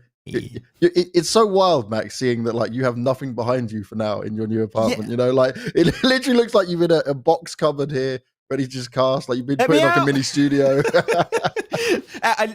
Though you've got to keep in mind, okay, I just moved. There's literally a pile of boxes and just trash all around me. You can't see it because I set up my camera properly. But no, hey, man, I'm really happy to be able to cast with you again for the African region. It's been like a few months now, actually. So it's good to be back. Yeah, like what we did it for the first split, spring split was where we started, and then obviously you moved to analyst and I moved to commentating with Imperium. We went all up in the air. Then I was also a host. So yeah, we've gone on a wild ride, mate, throughout all of this. But it is good for us to be back together. It is good for us to be back covering the Africa region. And, well, yesterday was a lot of fun, even if you were able to watch, but you weren't able there to join on the commentary side of things. Now we get to see, obviously, groups C and D go head-to-head on all of this. How did you find the first game? Because you guys are saying it was a lot more aggressive than what we saw yesterday. Wait, already I got to say right off the bat, I did look at yesterday's matches, and I was especially hearing you and DK talking smack. So I just want to say I'm aware of what's happening, okay? Don't do as if it didn't happen. It did happen, and we'll see. I'll try and fight back eventually. But because you're young, it's easy. You know, yeah, okay, that's fair enough. There's always going to be that one guy getting bullied in the group, and it just happens to be I told you this yesterday, right? That the benefit you have right now, and all the viewers will understand this, everyone knows Max's name because we're always talking about you. You can't get the car you want in the game, you know. You also it's true. You're also the young one, you know, now that me and DK have taken the old boy club. You're the Zoomer, right? If we're the boomers, is that how it works? Yeah, that's it. I spend my time on Reddit and watching memes, so I guess that makes me a Zoomer right off the bat. You would be right on that one. But no, to answer your question that you said initially, to bring this to a more serious note, no, the first game was amazing. I've especially been impressed by the transition from mid game into late game, especially by Liquid Diamonds. Even though they did not take the win, they really surprised me. They had a great 2-2 split, transitioned into a 4-man aggressive push onto some teams that win the circle. I want to see more of that one. And of course, you had Team R-Rage, which literally just stood in a compound the entire time, but it was great. They knew they didn't have to force the fight and just waited for the most opportune time and struck while the iron is hot. That's great. We got a great variety of gameplay, and heading into Sanhok, that kind of variety of gameplay could definitely help out a huge amount of teams and players to actually set themselves apart. Well, that's the thing, right? Going on to Sanhok, we know that it becomes a lot more fast-paced. We know it comes a bit more of the madness that goes out through it, but do you think that you kind of would spot maybe some of the teams you saw early on here from C and D and go, oh, maybe their style will work better here? Ooh, okay. I would say Ultima. Ultima is one of the teams that stood out as being at least trying to go aggressive, and I think that's good, even if it maybe didn't work out at the very start. It's just the first game, right? But I think that if you are ready to go aggressive, that's great. But also one that I would like to see do well potentially is Team IQ. I think that a lot of teams that are maybe new to PUBG Mobile esports think, oh, Sanhok is just about kills, just about going aggressive and third partying. Scouting is really important, and Team IQ did great. And I think that if they can bring a bit of that scouting and also tactical approach to circles in Sanhok, they could just be miles ahead of the rest of the teams. I'm glad you mentioned that, right? Because one thing we always touch on is scouting is not only just key, but it's like absolutely vital in terms of making sure you just don't fall for a trap. You know, you may think something's safe, but there could be a team just waiting by, making no noise at all, you know, just watching it all go down. You roll up in there kind of unaware, and you should always keep your wits about you, but you can be caught off guard and then quickly find yourself in a position you never want to find yourself in. So looking ahead, scouting forward, getting the extra information is absolutely key. And we did have a lot of fun on Sanhok yesterday because we saw like 3 or 4 different rotations that came through. One just ended up with Gunn having to sit across the side of the wall and realize, we can't get back up. But then they got a load of placement points from it, you know. Obviously, we're very much used to in the PMPL side of things for Europe, where we were watching a lot of these teams go for their heal strats. You know, they wanted to play the long game out in it all. We haven't seen that just yet. So I'm waiting to see if there's going to be a few more teams that start to adopt that when it goes into it. Because sadly, it's quite the viable strat when it comes to Sanhok, you know, like you can send everyone else forward, try and get some extra kills. But if you feel like it's going to go badly, you leave a player there and you stick him up with all the meds and he can just like heal his way through to as many placement points as possible. Yeah, I think that's one of the best strats to go for. Of course, when you talk about rotation, that is just more like a last resort kind of rotation you want to try and go for. But yeah, the hill strat, of course, is going to be one of the best to go for. And it emphasizes what we were talking about for Team IQ about, you know, scouting. It is one of the best positions to do so. And if you're also able to get information on teams beforehand, it's so hard to push and fight an uphill battle, really. So if I can see some teams do that, and hopefully that is what we're going to see from Team IQ once again, I think they could definitely maybe start off with a win. Hopefully that's going to be the case starting on this first Sanhok game for these teams. Oh, yes. It is all about this first Sanhok games for these teams as we begin our way into this match. It's day 2, match 2 right now. And as always, we are born to win. So welcome to the exciting match brought to you by Oppo. Get your gamer mode on with the much-loved Reno 5 series. As I always say, if you want to be trying to make your way to professional play, you want to be playing with the best tools in your hand, you best grab yourself one of the Reno 5 series phones. And right now, we get to see how this first Sanhok's going to pan out. Now, last time, right, the circle we had all the way up towards this northwestern side over Hartig and Camp Alpha with a lot of water inside of it. Maybe the circle gods will be a little bit fairer this time. I would like a just chill circle over to the east, so we don't have the river in play, because that's the worst aspect, I would say, of this map is the rivers. And it's horrible to deal with, unless if you play in the trifecta, then you don't really have to choose. You can just easily pull off the rotation. But eastern side is just so nice to go for. And there you go. I'm happy with that one. Yeah, that's not bad. You didn't push the button like last season. Okay, I don't know if you still got the button. Is that still a thing? The button is still here. Still here? Oh no. Yep. Okay. I'm being nice for a couple of opening days. You know, I'll be fine. Eventually, I'll try and get what I want, and then we'll be happy. We had some wild circles last season. Now I'm thinking back, like, bro. That PMCO was weird. we were like surprisingly liked by the community, yet I thought everyone would hate us because circles were actually terrible at times. That's because they hated the circles. They didn't have enough hate for both of us. They're like, we hate the circles. The guys, they're fine. Yeah, couldn't cool. Take it all the way through. That's for sure. Now we got here is RRG going up against LD sat around close to each other. Obviously, an early fight in this location. We often see this start to happen. It now, though, becomes a problem because you were mentioning Liquid Diamonds, right? In a positive way. They don't want to be in a situation where they lose a player early on and find themselves going down at this point without gaining much ground. So here, they need to keep all of their players alive if possible. You can see already a couple of players playing more together. Frozen needs to be careful as looks like Venom's going to be able to try and sideswipe him. Good awareness, though. Nice shots being hit. Hasn't been able to take him down yet. Got back up from his teammate. Frozen is low. Venom doesn't want to go in for the kill. Brick doesn't decide, but he's going to take extra shots on other players. He's got a molly going forward, wants to try and put someone on fire, but for now, they've actually really given him a chance to run away from that. How does Frozen survive that? I was like, yeah, he's done. He's gone. There's no way he survived that one. He just like walks away like it's nothing. I'm like, bro, how do you do that? Okay. We can see right off the bat how these teams dropped. RH were not ready for a fight. They were very spread. Frozen should not have walked away from that fight unscathed, but yet he does. So that's great for him to see. But Liquid Diamonds did seem a lot more prepared. All of the players dropped towards the more western side. So they were ready to actually force their way into a fight. So it seemed like RH were maybe lacking a little bit of intel before entering this one, that maybe scrims could have made it a little bit easier for themselves. But it seemed like both teams are not really ready to push this any further now that that surprise factor has been lost. You just better leave away. Keep looting if you want. You're in the circle. That's great. You just don't have to suffer casualties at this stage. Yeah, that's the main thing, right? Keeping yourself in a good position with it. The only downside I see when you have like fights like this is that you're trying to gear up, you know, hold on to some ammo, build yourself up so you can go into the later parts of the game. When you do kind of have these mini fights that don't really go anywhere. Obviously, you spend out some meds and stuff like that. It isn't the end of the world. It's not really a super negative, but it's something that maybe bites you later on when you come into this. So it's a waiting game on it. And at least for Liquid Diamonds, they're still on the hunt, still looking around to see if Team RH will make any mistakes going forward. But as of now, it just goes into this stalemate position. Yeah, just going to be taking it relatively slow for now, so we'll see how things are going to be moving out. Once we potentially hit phase 2, I don't think that we're going to see too much movement until phase 2, unless they really want to go for the fight. But YT, Sneaky Team, actually going to be entering from the more western side, and they're going to try and maybe sneak a few extra kills here and there, because you can see that all the backs of Liquid Diamonds are currently shown towards their location. So if they don't have cover behind them, they could suffer a lot of damage and potentially lose a player or two because of that. And that's when you're going to see Team RH, just like last game, waiting for a third party to happen and sneak a few kills along the way. So, yeah, this could get very tricky and very sticky inside boot camps. I'm just hoping all the teams involved are fully prepared for what might come their way. But other than that, this circle is not bad. Teams are really well positioned for the most of them. This is one in Camp Charlie this time around. It's Immortal, sorry. I'm going to have to move their way over the river. So, yeah, I don't really expect too much to really happen. This is a very typical early game on Sanhok. As we have this team finally closing their way, Young Thunder shouldn't get too close, though. It is not a position that's easy to fight. If you can sneak a few kills here and there, that's great. But you do not want to push downhill into boot camp or the northern side of boot camp, because that's where you just have literally no cover to fight from. Yeah, you don't want to be exposed at all in a situation like that.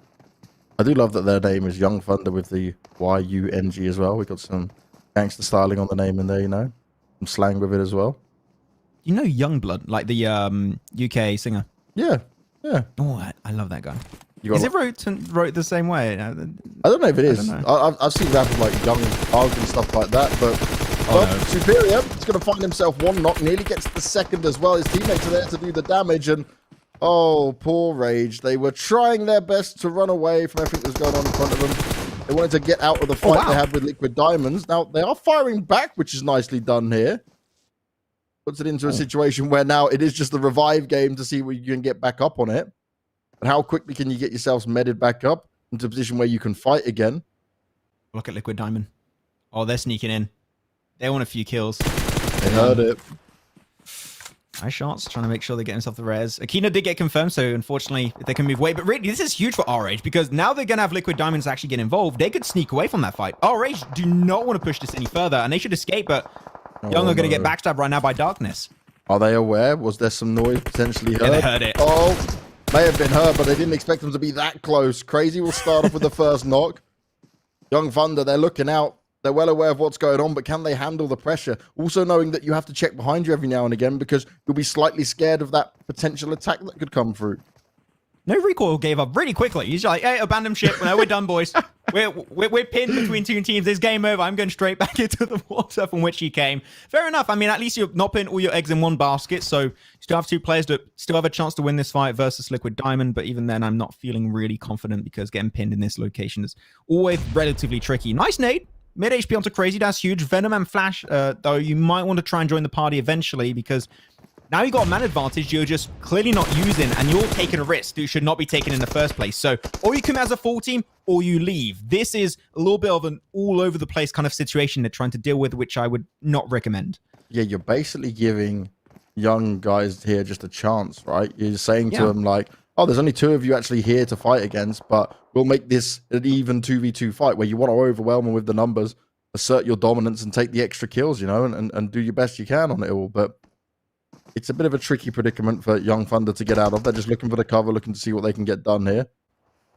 More players jumping up in the water now. One by one they go. Superior does need to follow suit. Here we go. He gets spotted.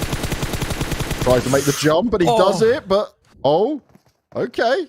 So Recall's finally made it out the water. His teammates are going to have to do a hell of a lot of swimming. Recall checking around and scouting in front of him, which he definitely needs to do. Because you have no idea what could be rolling up in front of you. And if the Olympics were still going on, that would be a 10 right there. That was really good. Right through the bullets, looking amazing. The US did win. So that's one thing where you could say NA is better than EU, at least. It happens very rarely, so we'll see how things are going to move on. But I did like actually how Young Thunder actually played that one. They sent one plane to the water early, gets to a coastal line, clears out that position, make sure it's safe. Once you know it's safe, you play the long waiting game and you just send the entire team forward. So even though I think it was a little bit risky for them to try and take that fight, they just tried to get as much information as possible and took a very safe decision. So because of the back of that, Young Thunder do remain as a 3-man crew. So big thumbs up on that one.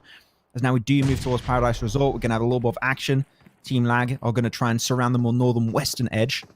As, yeah, G3 Tempo just going to be remaining nice and hot, nice and chill inside the compound of Paradise Resort. And just making sure the Lag just don't get any closer, really. Yeah, all about keeping them at bay. That's what's going to be key when it comes to this. No teams being eliminated just yet, but we have lost 4 players in total, though we only came into the lobby with 63, so 1 player didn't quite make it in. The unfortunate parts of when you start off the games in here. We start to see where this circle's going to shift and get a better idea of where these teams will have to go. AHK deciding they don't want to move out just yet, but it's only phase 1. But now they would have to get their skates on because they got quite the distance to travel with all of it. But overall, still a very fair circle. A lot of teams will have some good positions in it already. I'd like to see these teams that are more down towards the south maybe go out on the eastern line and try rotating from the north. But overall, it's not terrible for many of these teams to deal with. But it could be terrible right now. The art of killing here. They're being pressure put onto them. Starts off with 1 kill for them. Well, they've actually found 2 kills onto this team already. So we join the fight a little bit later on. But now they've got the numbers advantage well in their favor. Just 2 more players to find and deal with. We could be seeing our first team eliminated unless FNTD want to try and disengage from this. So Fainted, this is twice where I'm seeing the same mistake, then pushing 1 by 1. They just sent a player literally put his head into the guillotine and he's just got chopped right off. Not what we want to do. We want to try and push this as a team. They literally had a position where they could have had a 3v1 and they just blew it and gave a 1-on-1, and that was easily overtaken by one of the players of 7 Sins. So hopefully not going to see that mistake again, especially with Manfilas having that sneaky off angle. Potentially could get another 1v3 like last game. That will be huge. Now they're just going to be taking down their health with that grenade, the utility that they potentially still have up in their sleeves. The thing is for Fainted here, Banks, they just can't engage easily. They can't escape easily. What do? You're literally locked in place and there's not much you can really make about the situation. Yeah, you are really pinned down. Problematic. And they just keep taking damage at this point, right? It's like exchanges, no overextension, waiting for someone to make a mistake. You just get to chill for now. Yeah. Utility on the side. Seem like they want to try and force a push. 666 might be the one to try and initiate something. I'm surprised they're not doing more was actually Manfilas on the side trying to get that off angle. I thought he would have tried to cross the road with a smoke to make sure that position of Fainted is not useful anymore and they just have literally no cover, but he's just remaining still. Maybe they're scared of another off angle that could surprise him and offset their position. Now jumping back in. And that utility is going to allow them to make it into the building, making sure that those off angles could not ruin their chances. Just the waiting game here and those shots go by. Hoping there might be a chance for them to clear this up. Like, it isn't impossible. Oh, wow. Well, now it definitely is impossible. I was going to say, there is maybe a way they can get through, get in, but Skull goes out, needs to be careful, doesn't want to have himself finished off. Did they get him? No. They took him. Oh, thank God he stayed alive. That's it. I was thinking, oh, they took down Skull very quickly off the back of that, but he was luckily overwhelmed and taken down before it was possible. 3 kills coming in here. Not bad at all. They deal with it. They only have to revive 1 player, so you can't really ask for better than that. Yeah, sometimes you have also that luck factor, right? Breno just shot randomly into the smoke and got a random headshot on the AKM that just instantly knocked down one of the players of Fainted and then just closed off. So yeah, they just capitalized on that extra knock that they got really quickly, so that's great to see from this team. As Don't Team Lag, gonna have to go for the res. They give the information over to Young Thunder, and the Magician's also going to be a little bit further away. Did get himself a knock of their own. Team Lag, a little bit spread. If you can see them group up on this hilltop position, that'll be great because there's literally no reason to go downhill. You're in the circle, you're really comfortable. Just stick together. If a team pushes you, deny them, push them away. But right now, pushing downhill towards a compound is a no-no. And they tried it, and unfortunately did cause the player to get knocked. Now looking at where the shift will go. We are starting to see some of these teams that I mentioned down the south go up through the eastern side. So they've worked their rotation that way across. Oh, Paradise. Very nice. So for G3, they're not having to move too much, but they can keep their eyes peeled and look around them of who might be coming closer towards them and see what their shots they can try and land from there. KHK are going for the slowest rotation possible. They've got vehicles to go and do it with. Obviously, at this point, it's not taking too much tick damage away from it. It's not the end of the world, but they'll be coming kind of very lost and confused on actually where teams will sit and where they've gone. Probably have to wait it out on the edges and see what they hear. And then try fight from the sides of that. I'm hoping we're not going to see a PMPL Western Europe special from KHK where you just stay in the blue the entire game and just trying to enter it last second. So no, let's not have that one, please. I would gladly appreciate that one. But G3 Tempo, of course, hoping to see how they're going to try and play. I think that playing the spread game right now in Paradise will be a mistake. You've got too many areas to try and control. So if you can try and regroup, potentially a 2-2 or even a 4-man spread on one of the cardinal positions, I would recommend personally the East would be the best for them to try and hold on to. Yeah. And we'll see if they can try and make that one happen. But other than that, other than KHK who just mentioned rotating relatively slowly, most of the teams are all in the circle or just on the outskirts of the circle. So not really too many things should be happening. Though phase 4 is really going to be that tipping point where teams are starting to get taken down pretty quickly, I think. When we look at the status of all the teams on your right of the screen, you've got Young Thunder, Team R-Rage, and Tropa Marimbonda. They are all the teams that have lost a player so far. Everyone else is still very healthy, but that could be changing very soon. As looking at Ultima Force do a bit of a run-around game here. Tries to protect his teammate, tries to help out with that one. There's some cover fire being provided by the other Immortals players, but they need to get their skates on and get over there if they want to try and save their teammate from being taken out. The rest of Ultima Force come into the action. Trying to take these shots. Overwhelming it with the numbers here, which is huge. And they are wrecking for now. This is exactly what they would have wanted to see. More shots being fired. Wally, trying to run around, trying to do some big damage. There are some players quite low. He might be able to pull this off. It could be huge. More down on the floor. They're just running around the rocks back and forth. And, well, it's going to be plenty of kills coming out there for Ultimate Force. Immortals go down. And that was just a ring around the roses there, Max.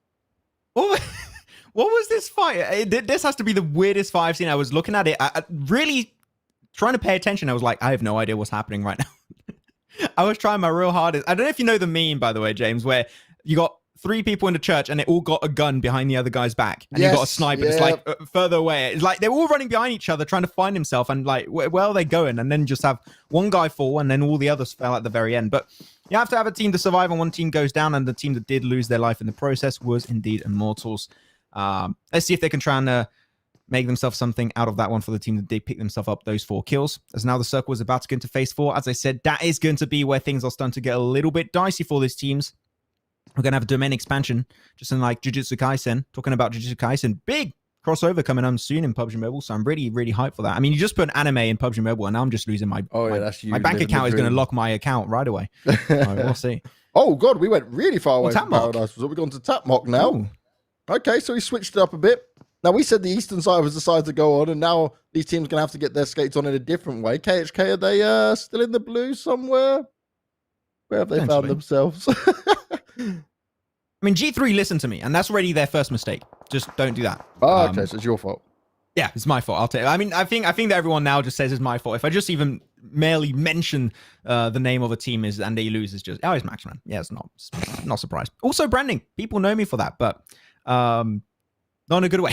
so hopefully I'll be able to bring a little bit of joy to some of the teams here and then hopefully a blessing along the way. But I'm going to be seeing Liquid Diamonds here going for what could be a very strong rotation if they're able to sneak the more western compound into the circle for themselves. But it's a slow rotation and it's not going to be an easy one to pull off because Young Thunder could try and just shut that rotation down instantly at the mere sight of players of Liquid Diamonds. So now they're just going to be sneaky, entering slowly. But Superior got the information, getting himself back to the rock, and now he's going to start shooting.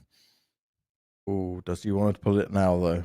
He doesn't? No, maybe he's thinking like he'll wait it out a bit, you know? They're out in the open. There you go. Tries to get the line up on him. Venom also able to jump across. More damage looking to be done here. He is able to luckily escape with some more shots coming out towards him. Crazy going to find himself knocked down, and Liquid Diamond's heavily under pressure in this one. Venom shooting on out, pushing on forward with it. Smoke's going to be deployed to try and provide that cover to keep everyone alive and keep everyone healthy. But they don't want to be in a position where they get pincered because there's Ultima here in front of them. But if Young Thunder can come in and start to maybe attack them a little bit more, obviously Young Thunder have already lost the player, but they might think this is their chance to grab some kills, grab some extra points, while another fight is going on between 2 teams here. Yeah, it would be great if they could maybe third party a few kills, but I would not recommend to push it because you got such a good position in circle. I would just stick to your guns and stay in that spot in the first place and maybe pick a few extra kills along the way. Though Venom looking for the angle inside the window, but he's shown his back away to players of Young. And once again, they're just getting the kills without really getting fully involved, which is fully what they were looking for. Yeah, perfect for them. Don't have to be too scared about what's going on. You know, both teams are dealing with each other. If anyone pokes out, anyone makes a mistake, well, they will fire on top of them. They will hand them some huge damage coming up. KHK on the kill feed with a player getting knocked, so this long, slow rotation. They actually went all the way around and came through the north in the end, Max. Oh, yeah. Wow. Oh, big damage looking to be done. And he pulled this off. There's another player outside. They are fighting in the blue for now. Vash is trying to stay alive, but he is being tagged up quite heavily. Eventually goes down, and that'll be Liquid Diamonds going down in 14th place with only 1 point to their name. They got that kill onto the Young Thunder player, who now Young Thunder, they're still up there, they're still happily fighting it out. Oh, man. Got so much action happening inside Paradise as well right now. G3 Temper, unfortunately, got overwhelmed a little bit. One player going to be knocked on down, but they do clear himself one team. That's going to be IQ down in 13th place. 12 teams still now remain. G3's up to ready for kills and going to go for the res onto Gunner, so that's great to see. But now they still got a huge amount of terrain to cover to get into the circle. And there's a lot of teams. You got actually RH going to be in that position. Team Lag also. So G3 Temper, even though they got a very clear path set for them, it's not an easy path to take. Experts need to be careful there. Taking the first few shots was missing a hell of a lot of them. His teammates running around looking to try and stab him in the back. Spider wants to get aggressive with it and see if he can find the shots to land, but it's not quite connected for him. Spider, you are ticking away, and the Blues also damaging you up, mate. You don't have a hope in hell's chance, and they are going to be able to finish him off no problem at all. But they still need to be careful. Phase 5 is no joke, Max. Yeah, you didn't heal. You didn't heal entire killer. You were too greedy. You went for that kill when you shouldn't have, and that's going to be, unfortunately, causing your demise. Kaneki, he knows also he's got to heal up. He's only got 15 bandages. He's going to be looking hopefully for first aid kit or pick a few kills, and he gets stopped right in his tracks by Borjax, and GMB still got one player. He's got one first aid to play with, and after that, that is pretty much GG for him because you are not getting through Era Crew. There was not many teams within the circle when it newly popped. Then the damage came through, and now they are in a world of hurt. Lag is gatekeeping G3 at the moment as well, trying to make sure they suffer the same fate and won't have a way in. And if Lag can do that, it's going to be perfect for them. They avoid the blue damage. They're actually still close to the circle, and they can pick up a nice amount of kills here. G3 are going to struggle to find their way out of this one. Yeah, there's no way. The Blue Zone's doing too much work. Flacco is not going to be able to escape from that one. Hopefully pick a few kills to close it off, but it's just not meant to be. That's it for G3 Tempers to get picked up in 8th place. And Lag was looking great. They just leapfrogged over so many teams, and while they were all fighting on the East, and they just struck gold this time. That was perfect for them. OMGC, they are still up in this as well, and they have the circle kind of drop on top of them, start to benefit them a bit more. But they aren't patrolling just yet. They're sticking within the compound they've found. And that may not be the best decision at this point, right? Where there is now time for them to jump out and try and get some kills in here. Especially if they want to have a high point game on their Sanhok. But victory over everything is always key. I'm really impressed that Young Thunder is still rocking it, by the way. Or two, yeah. It is so good. They knew the kills were going to come their way if the circle centered up, which is exactly what happened. Ultimate Force is going to be picked up. Gonna have to move away. Be careful. No recall makes it in. He's got no HP. He's invisible. I can't even see it. And the team right next to him gets eliminated. But he's still only got 15 bandages, and he still has True. He can heal up in time. You're still rushing. I went too fast. MGC fighting from their little huts. They was well aware that they'd be looking around after hearing the shots go down. The circle shifted. It's benefited out towards Lag, which will mean MGC need to move out of the way. But they've still got a 4-man squad up. They're still very healthy in this one. Wait. Oh, there's one shack. There's one shack in play. If Eriku can get one of the players in there, because this is pretty flat terrain, it's right on top of a road, they could just deny all of the teams trying to cross it from the south. But they're actually focusing more on the compound of ATL Magicians, which I think is a good plan too, because they are one of the biggest threats in terms of manpower. They still got a 4-man team. If they even have to cross over the road, because they got so many players still up and remaining, that will be enough to overwhelm Era Crew. So they know that they need to make sure they cannot move away from this compound. And so do Lag as they try and move out and also get picked away. Man, Magicians are absolutely shredding it. The problem is, as soon as you make any movement, because they don't have to move just yet, the Magicians are able to cause so much problem for them. Now they start to go. Now the Blue's moving. Now they're going to have to actually hit these shots and deliver in a big way. Chapo spraying on through, but you got to be getting up. You got to be moving. Brad needs to be careful at the same time. is, I believe True's healing at the moment. Is he going to go down? He took some extra Oh. shots there, and he's actually caused a world of hurt for him. He's taken him down just Airbot. before.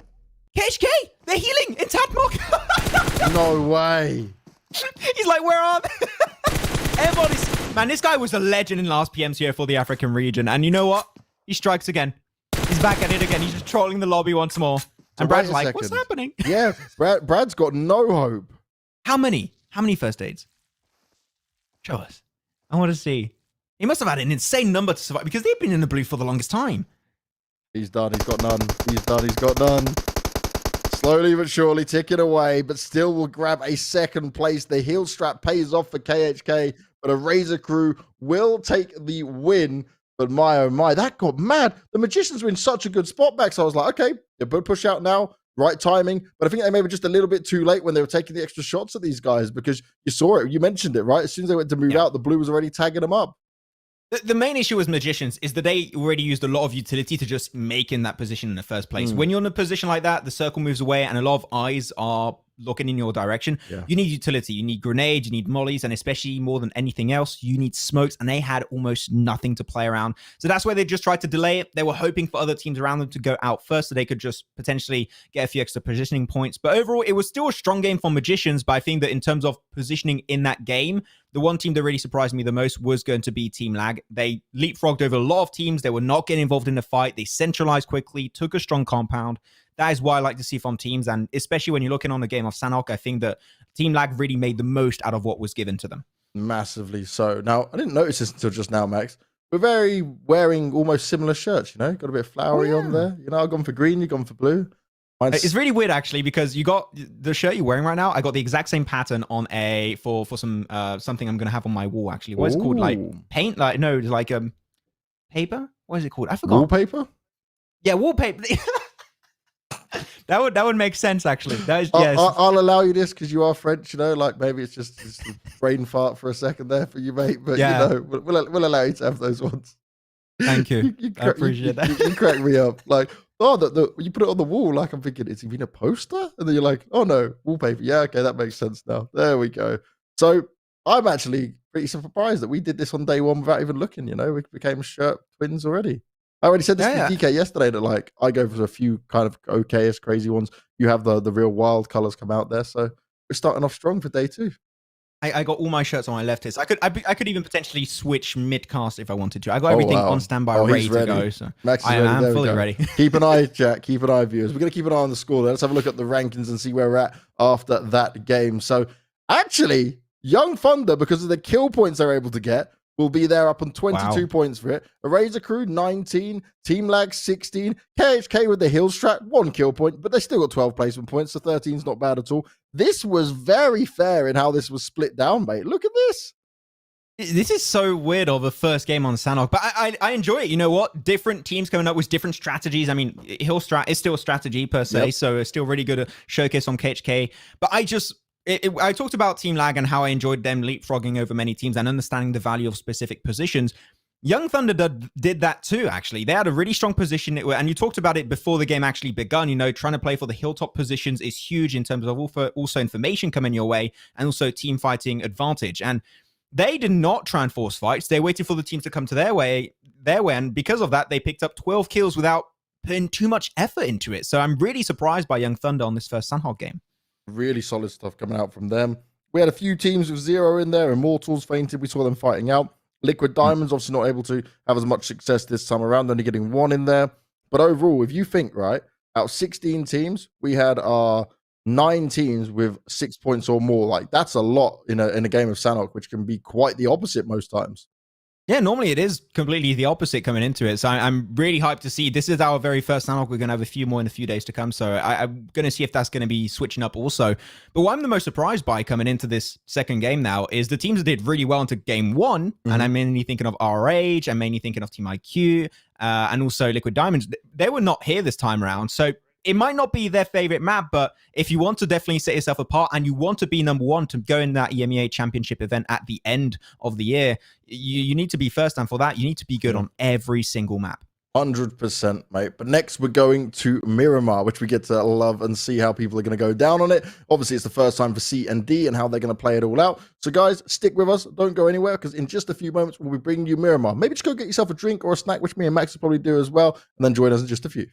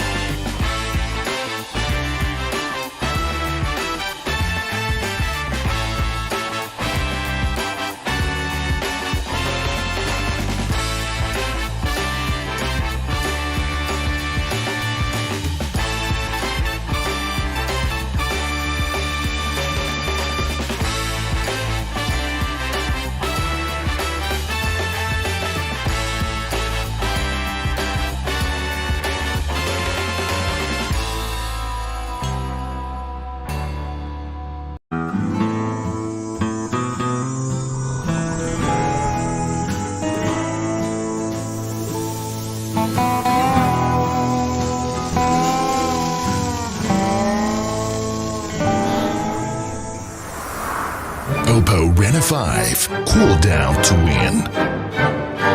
Oppo Reno 5, PUBG Mobile MENA Esports official designated smartphone.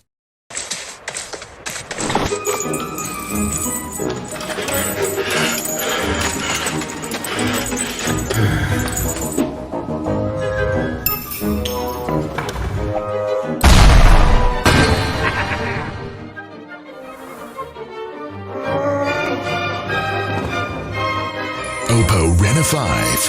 Hold it to win. Oppo Reno 5, PUBG Mobile MENA Esports official designated smartphone.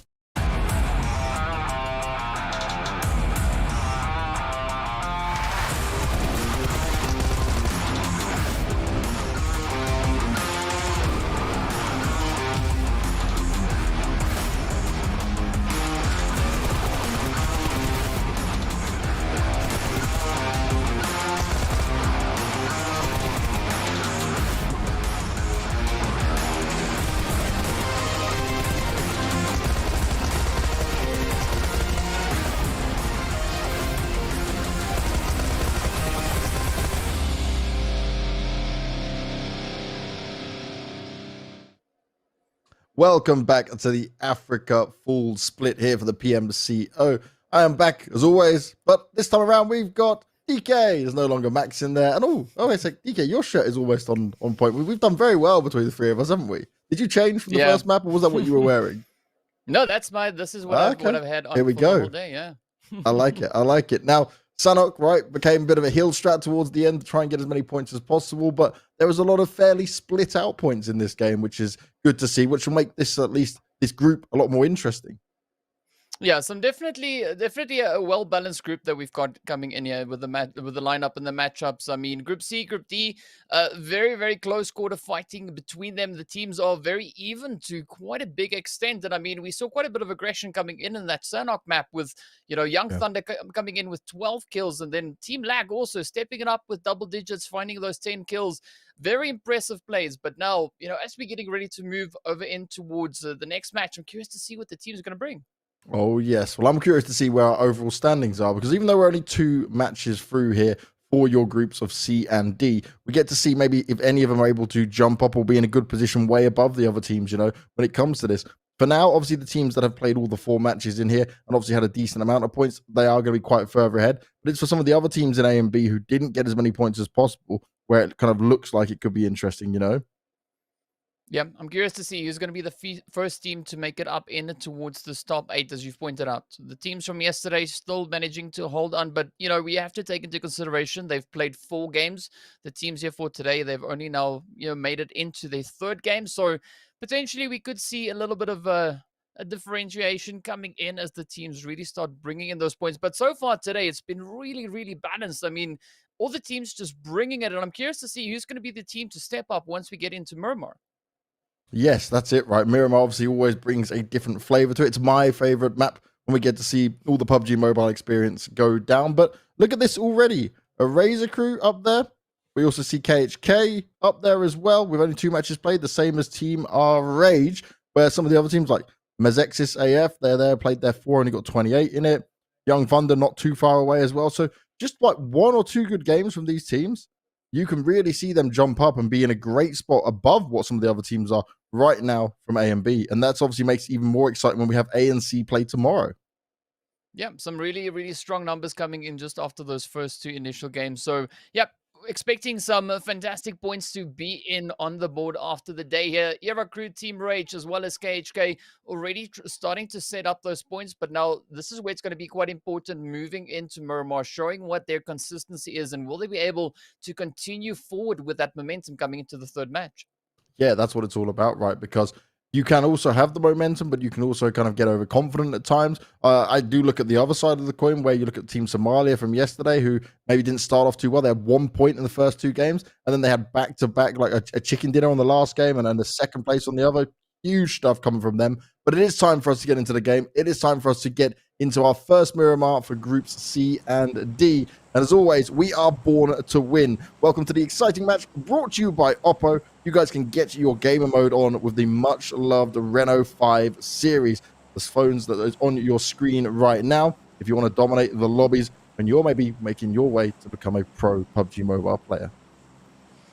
Yeah, nothing better than looking to bring in a little bit of domination, and I'm looking to see who's going to be the team to dominate. I mean, this flight path, it's a little bit of a challenging one, quite an interesting flight path coming in over on towards that more southeastern side, all the way from Los Higos, heading up just past El Azhar. So I'm curious to see if we're going to have any of our teams that like to frequent that far western side, especially up in towards El Pozo, Monte Nuevo. Will they be able to reach all the way through onto there, or are they going to try and potentially change it up, go for some of those alternative drop spots? Yeah, that's it, right? The learning of what we'll see from this lobby and where they want to go. Obviously, we did have a Valdemar team come out on our first day. There's obviously EXZ down there right now who potentially might make their way over towards it when these lobbies clash. You might see them closer together. That's what's always interesting for me is like we see the lobbies to start off with, but it's then when they come together, if there's any double spots where people are playing each other, how are they going to fight it off? How are they going to deal with that together? Because sometimes you can't handshake on it. Sometimes you have to fight. I mean, and we're also still waiting for teams like G3, for instance, to step up. You know, the first two games were a little bit tough. That zone makes it even tougher now. I mean, yes, your island request from yesterday might be answered today. Oh dear. Max literally just mentioned, right, that we have not had any crazy circles. That basically, DK, last season, we felt bad for the teams because I felt like I had a button that just kept being pressed and I would get these circles that literally made no sense, made it very hard for all the teams, but gave us a lot of comedy value, you know, entertainment for the viewers. Well, right now, we are in a world where I could be getting the island finish. I'm not going to hold my breath. You know, it's not completely as far east as sometimes it can go, but maybe if I'm really lucky, maybe we'll get that. For the teams, though, coming in from the western side, if they want to try and center themselves up here, well, there's not a lot of room to do it, even on your first phase one circle, because you'd say that's probably about 35% water in that already. Yeah, I mean, even just looking at that position from Era Crew, moving up straight in towards Impala, they could really benefit from that as they are pretty much smack dab center zone. The Immortals also dropping there alongside them, so it's definitely going to be interesting to see where these teams choose to rotate in. Meanwhile, we do have the players here from Young Thunder now, so just making their way on through, feinted up ahead, over in towards Chumacera, but I'm looking to see just at what point the teams are going to try and rotate back up into zone. As you've pointed out, the western front is going to be quite challenging, but a little bit further down south, over in towards Los Leones, or even potentially in the direction there of Puerto, they could move in as it is still pretty open. Yeah, that's the thing, right? There are some angles where they can come from. It's not going to be too bad. I'm actually surprised at how many teams are down in the south right now, though. You know, like the southwestern side, you don't normally see that many teams take towards this kind of a position. I mean, it's not too surprising looking at where that flight path was, but yeah, a good healthy amount of teams positioned down there, and just doing a quick little bit of math here, I think it's around about 7 teams. See? That's wild. Yeah. And I'm trying to look at, is there any there's not even any in vehicles now who want to go elsewhere, so yeah, that's going to be a heavily contested area on who wants to try and get out of there first, how quickly they want to try and go against, if someone's going to take some pop shots at you. But already we're down with 2 players who didn't make it into the lobby, because I don't think I've seen any kills come up on the kill feed. So 2 teams are limping just a little bit. There are only 3 to play with. Now, one thing I did really like, right, that we saw from Young Thunder was, even though they got pressured early on, and they were fighting from very early when we saw that Sanhok game, they're still able to bounce back and have a good placing in there, which shows to me good mental fortitude, good strength as a team to have a backup plan when things don't go so well for themselves. Because you know what you often see, like a team can get picked apart and then it all falls apart from, and they seem lost, you know, they seem like they don't understand what the next step is. They're just like scrambling to survive. But no, Young Thunder, they certainly impressed me. Yeah, and it's already a great improvement coming in from the first match in which they ended up in that 11th place. So definitely great improvement. But again, now they have that opportunity coming into Miramar. Will they utilize that and look to continue with that momentum that they were able to establish in Sanhok? Also taking into consideration, Sanhok is a much smaller map. And there's a lot that you can get away with moving into Miramar. So I'm curious to see whether or not they're going to try and potentially bring in a few different tactics to utilize the size they have available to them, or if they're going to maybe try and play it the same as they did over in Sanhok. Yeah, waiting game to see what they might try and do within this one. It is certainly a beautiful day every day you come to Miramar, until you start getting shot at, you know. Sun's beaming, you know, you think you can work on your tan a little bit, then some stray bullets come on by, team tries to take you out, and you're like, I'm just trying to chill, I'm just trying to get my loot, trying to do my thing. I do enjoy Miramar way too much, man. It just gives me so many good memories. It's not even like the map I'm best at as well. I think I probably play Erangel the best personally, but it's just like, I enjoy Miramar, what it looks like, the feeling of it. It's kind of like a Wild West feeling, you know? This reminds me almost of a little bit of Dust as well. Oh yeah, it does. Yeah, very true. Yeah. Very true.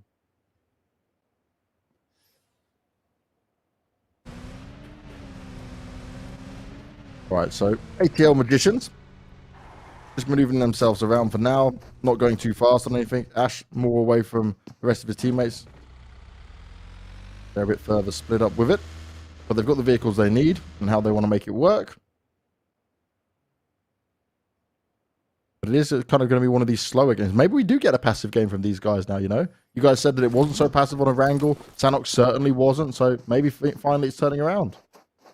Well, maybe they just, maybe it's just busy brewing somewhere. I mean, once the teams get into those rotations, I'm expecting it to be quite highly contested. And already, Young Thunder already coming in, swinging once again. We can see Dizzy there from Fainted, positioned right there alongside them. But I'm curious to see, like, where these rotations are going to try and find their way on through. Dizzy completely isolated from the rest of his team. And actually, this could be quite a fair exchange coming in between Young Thunder and the players from Fainted, as we see them still hanging around in pretty close proximity. Well, in Miramar terms, you know, it's still a very ranged assault. But with True holding this off angle, he might maybe just be able to find it over onto Dizzy.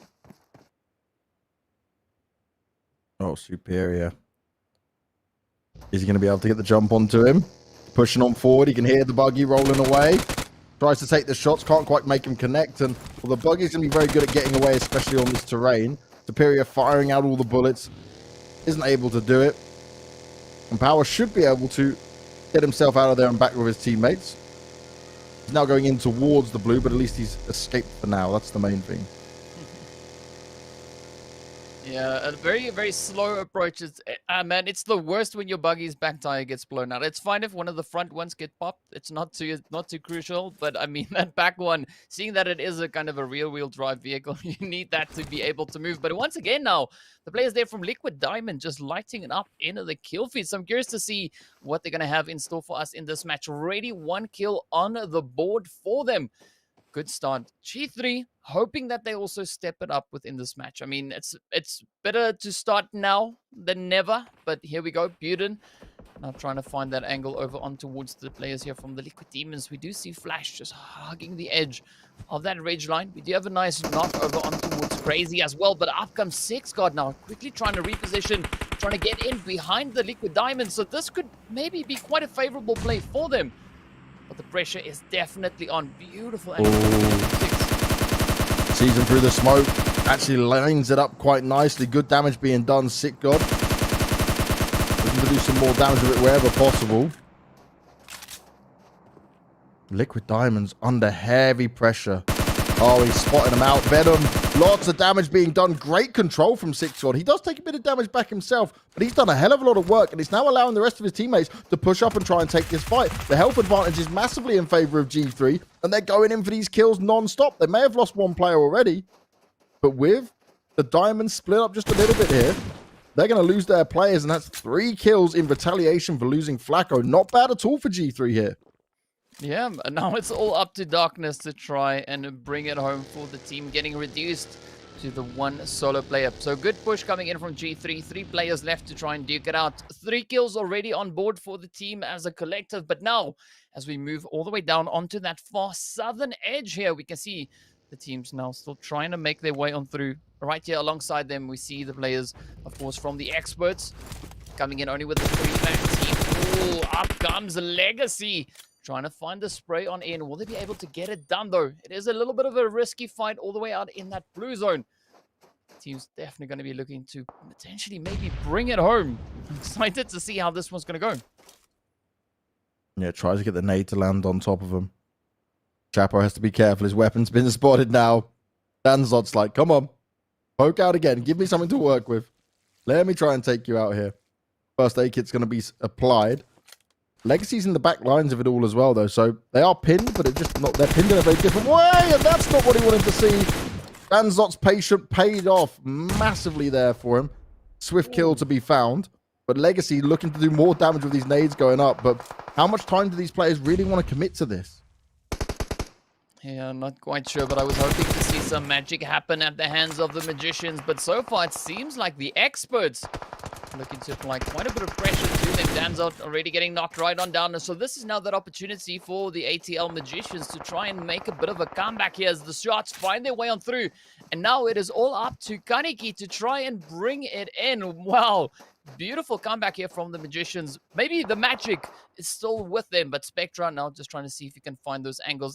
Legacy also looking to apply a bit of pressure, looking to see if he can find his way in. But Kaneki just holding on, trying to keep the players from ATL magicians at bay, but it is going to be a pretty crazy play out in the blue zone. I mean, the blue zone is not doing too much damage just yet. It is only second phase, but the longer they stay here, the more they're going to get punished for that. Out comes Legacy looking to put the rush in. When he get the spray, yes, indeed. Beautiful play. 3 still alive for the magicians as well. 4 kills picked up. Okay, you lost Chapo. It was less than ideal, but you held on to that very well. We'll be able to pick up all the utility, some of the upgrades, everything else to make them stronger as they do want to continue their push on in. And they're not, okay, it's a bit of distance for them to go, but they're not massively far away from the southern side of this circle. One thing as well, we saw the map come up. The islands are still there. DK, it is still possible.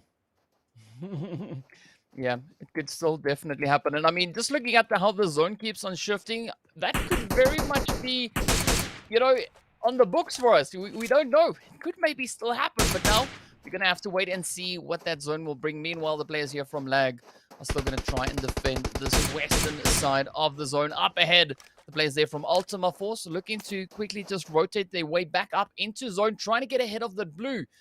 But Lag holding up that front line defensive play. And the zone, drum roll, please. Oh, the players are happy at least. That's the main thing. My own entertainment and enjoyment is not there. Max even types in our little chat, big sad face. Yep, he wanted it as well. We're all going to be suffering without the island finish. But the teams now will know where they're going to go next. It's not going to be the end of the world for them. For MGC, though, you know, they were very close to getting inside the circle. They've got a way to go now. And it's going to be heavily contested considering the amount of players and teams that are still around when we've got to this stage. So it has been more passive. We've just seen a few fights kick off. We've only lost a couple of teams now. So players have gone down as well. It's not massively terrible here for a lot of them. But Fainted, look how far behind they are. Remember, they were down in Los Higos for a long time. And they are still only just about making their rotation. They're playing the long game and staying alive here.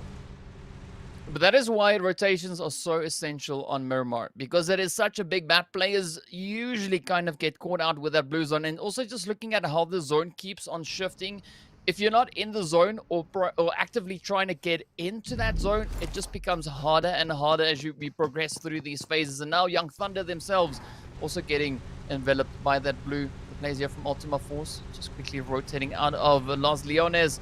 And up ahead, we actually see the players there from Seven Sins, Arts of Killing, and KHK holding alongside CE Sports. This could be quite an interesting fight breaking up between these two teams.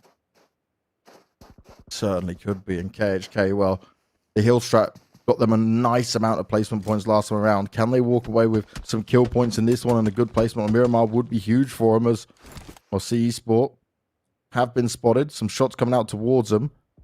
2-1 split for them at the moment. At least 2 players are in the buildings, but Valhalla over there having to put some smokes down just to give him some cover so he can potentially try and escape. Well, this is nice. Smart from Pennywise. Yeah, you've got the time, you're in the zone, you know, you can run round him and see if you can take him out. Well, this is nice teamwork, though. You've come back to protect your teammate. What he's trying to see. He knows the car's somewhere around there. Goes for the spray against it, but the car's too fast for him. He can't quite hit it. I mean, that would have been a beautiful play, though. You know, would he? You know, if he got those shots. But now, as we move on, we see the team still moving up into contention. RRH moving in right behind the players here from the Magicians, and I'm looking to see what Era's gonna do. One of the returning teams, and they already have the chicken dinner on board, coming in from the previous match. So will they be able to continue that momentum? We'll find out soon enough. Magicians, of course, sitting on only three remaining players. Immortals also just off in the distance. The zone about to close on once again. I'm low-key hoping that it moves out into the open field. I mean, Team IQ already beautifully set up within that central portion. Not and bad. whoop, there it is. Now, Lag, they've been gatekeeping on this western side for a long time. They'll be well aware that no other team is going to be able to fight from that location. Everyone else has gone past them. So they could take themselves a real good position, depending on how they want to play this out. Obviously, the road split changes some things in it. But this will give them a good vantage point overall, where they can take nice control early on here if they want to. And that position just gets more and more important as we move into these later phases. Superior now just hiding under the vehicle. They're hoping to remain invisible for the time being. Our Rage making their way on in, but this is where Superior needs to be so careful, because Rage still has one of those players hanging back there. So it could be a little bit of a potential threat for them. Meanwhile, we do see the players there from Fainted getting eliminated at the hand of the blue zone. But here we go. Superior now just coming in with a bit of a crash rush right hot on the heels there of our Rage. And I mean, RH, they don't seem to be two-faced just yet, but I'm curious to see though where Spear is going to go, because he's heading straight in the direction of KHK. Yeah, I feel like he thinks that he wants to go on like a long rotation up towards the north, where maybe he's expecting less teams to be, but sadly, on all the edges, it's pretty much contested in some way here. So we'll have to wait and see how it pans out for him. There's the Magicians. Well, they've been fighting what seems to be like every step of the way for these guys. You still see the pop up in the kill feed here. The Razor crew now jumping up into this fight, looking to see what they can get done there, not going out there. The TMB may be able to just deal the damage in the way they need to here. More TMB players falling. There's 3 on the floor for a Razor crew, but TMB, they can't get it done, and he can revive all 3 now. This is going to be crazy if they stay up. Does anyone try to crash onto them? I mean, that would be beautiful should it happen, but just an absolutely amazing turn of events coming in here in favor of the players from Era Crew. But now as we move on, players from Ultima Force trying to secure the edge of the zone. They could potentially move in. I mean, one grenade could end it right here for Era Crew, but I'm not quite sure whether or not the players know that, if they are aware of that. But here we go. Teams now all trying to squeeze back up into zone. I've got to say, this whole eastern side of the zone is looking so contested. Out comes Stro, trying to get the spray on in. Will he be able to close it out? Takes quite a bit of damage. Oh, come on, nice. Finds the heads into the Immortals, but gets caught in a beautiful grenade. Now, this is now where Era Crew just capitalizes on that, and even Pennywise finding a few sprays in the mix. And look, a Razor crew have now got themselves up with 4 players again. This could be huge for them.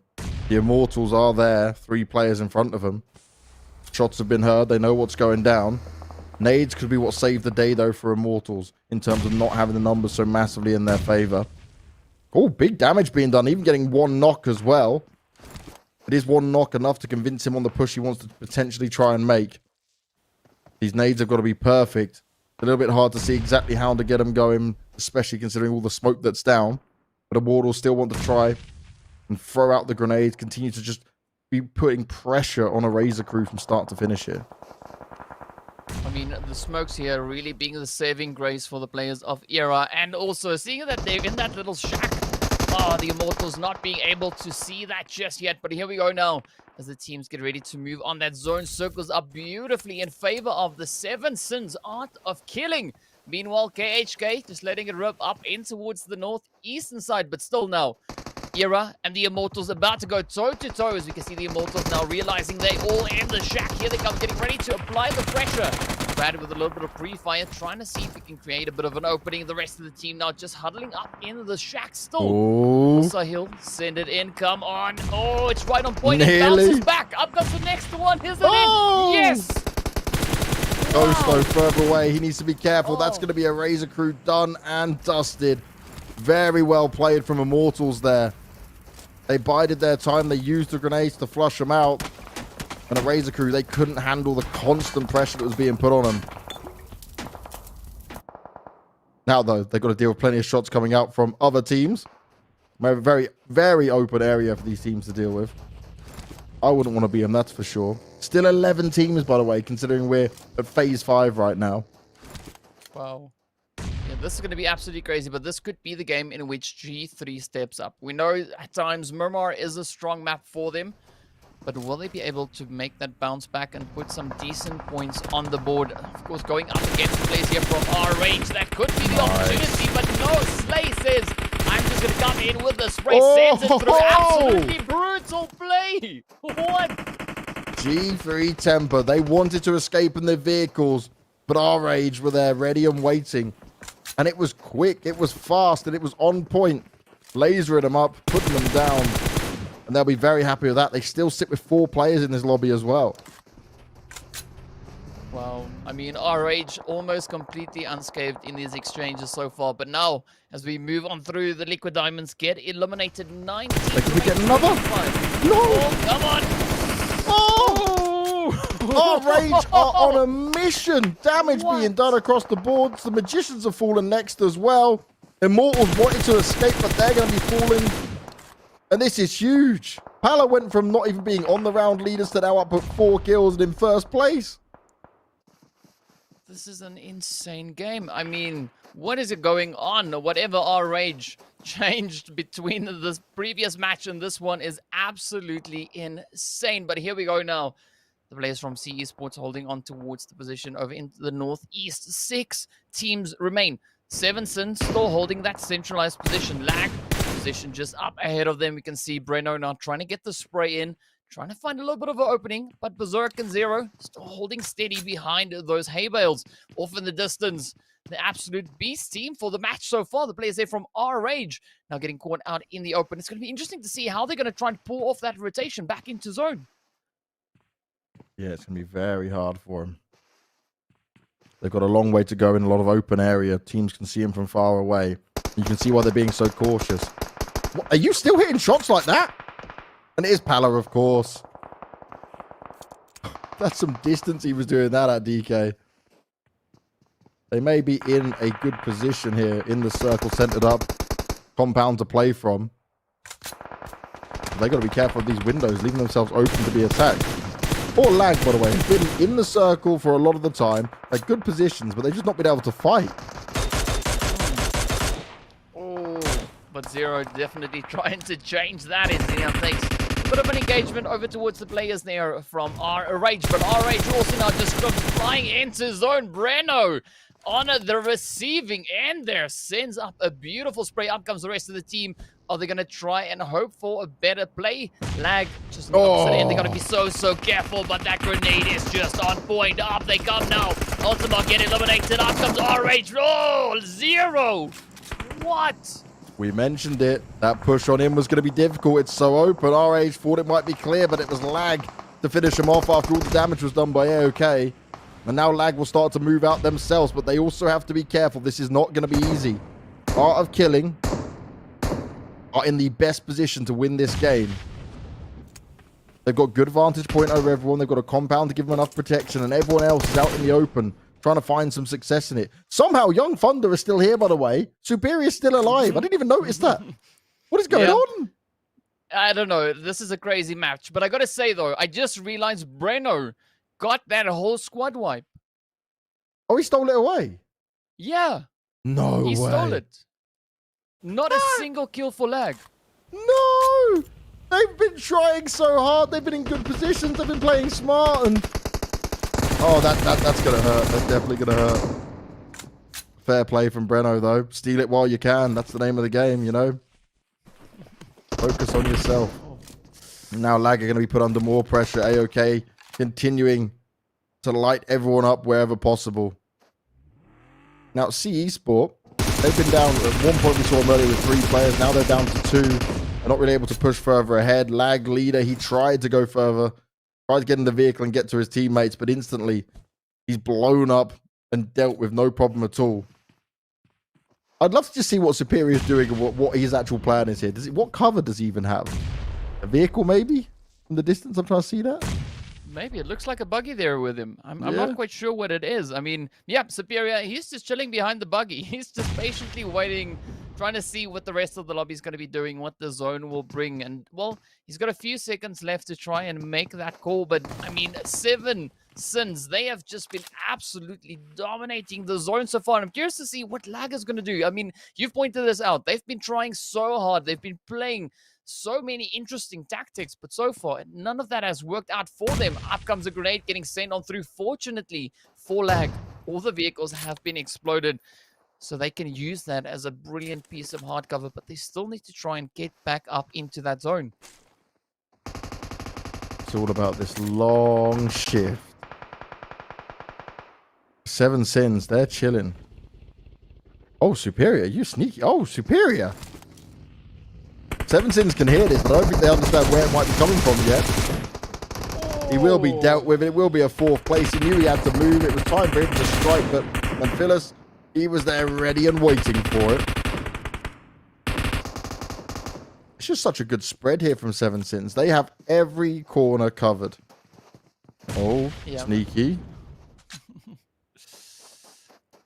Ooh. Oh, come on, you knew that was going to happen. Yeah. The moment you stand up, the moment you get put down. Hala will be able to eliminate 1. Now, if Lag want to push up, this might be an opportunity for them. While they're a little bit distracted, it's 8 kills up. The 7 Sins out of killing. 0 coming in, got rock for cover. Some of his teammates are pushed up. It's actually an exchange back and forth for now, which is fair to see. Looking to land some heavy hitting shots if possible. Renault's on the floor and bleeding out. Berserk.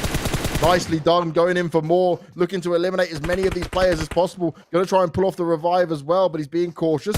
Sees a body, wants to go and put the numbers up, wants to get this extra kill point in there as well. And is this slipping away? Can 7 Sins, Art of Killing, lose a game that was in the grasp of their hands? 0, nicely done, takes down Breno, and now it's a 3v1 because the revive's coming on through as well. Oh my, Lag, after having kill stolen away, playing so well, putting himself in a good location, they're set to potentially win this.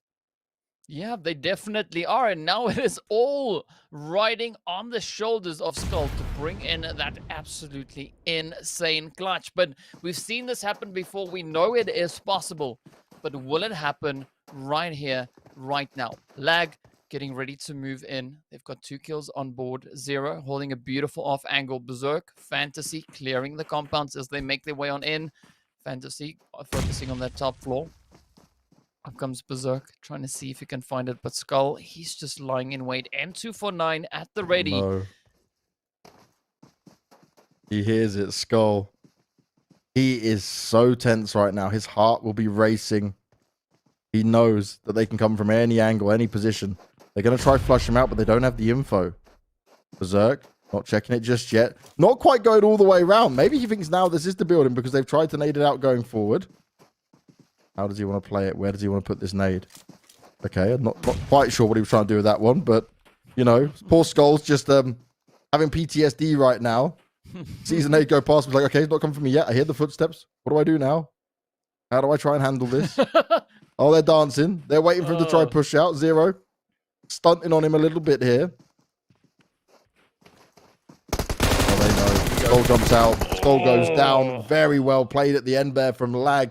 7 Sins, Art of Killing. They had the position. They had the compound. They were set to try and win that game. Plenty of kills for him for sure. Even stealing away, what was it, 3 or 4 kills of Lag at one point? But Lag will get the chicken dinner. Lag will sit there as the kings of Miramar. Solid stuff from them. Yeah, that was an absolutely beautiful comeback coming in from the side of Lag. I mean, they were trying so hard. As you know, as you've pointed out, they brought in those plays. They were trying to get the kills. The kills get stolen away from them. But finally, they managed to bring it home, finishing off with 3 kills. But more importantly, they finished off with that winner chicken dinner. Oh, yes. That's what it's all about. And what a crazy game of Miramar, DK. Like, I did not expect that at all. We said about, like, how slow it was for a while. Then all of a sudden, the explosion happens. Everyone's going crazy. Let's take a look at what we got in terms of the match rankings. Right? Let's see how all the points are going to be delivered out on this one. Because Art of Killing, they walk away with 20. But Team Lag, 18, despite having kills stolen from them, being in such a rough spot. they managed to win by just going at the perfect timing as the C Sports players pushed up, obviously started to make the 7 Sins Art of Killing players push out of position, and Lag just knew it was their time to strike, and they did it so well. Man, that was absolutely phenomenal plays. But I also got to give it to RH. I mean, they brought it into that third place, 9 kills on board. So this is what makes it so interesting to watch the teams go at it. You know, that ever essential kill point, really bringing it in and making it worthwhile for the teams. I mean, absolutely phenomenal performance coming in. And I mean, KHK taking 5 kills, but sadly only those 2 placement points. So again, we're looking to see what the teams will bring and whether or not they can build up that momentum, bring in that consistency. And, you know, even here on the second page, a lot of kills, but also, you know, this is the teams that started going out in those earlier stages of the game. Oh, yes. Not so ideal for some of these teams in there. Liquid Diamonds, again, going out pretty early on as well. So one more match for them to try and find some success with. We're going into Erangel as the last game of the day. And, well, some of these teams really need to step it up and bring their absolute A game to it. But I've been impressed multiple times now throughout these last couple of days. And we're only at the very beginning, DK. I'm just, it gets me excited, mate, for what we're going to see for the rest of it. Yeah, it has been absolutely on fire. I mean, I said that on Insta, I said it on Twitter, and I'll say it right here again. You know, day 1 was absolutely lit. Day 2, now looking even more so. So I'm so excited to see what this final match is going to have in store. I mean, the first 3 games, absolutely banger games so far. Oh, yes, that is for sure. But it is time for us to kick it to a break. And then when we come back, we'll be bringing you the 4th and final match of the day. So we'll see you guys in just a few moments.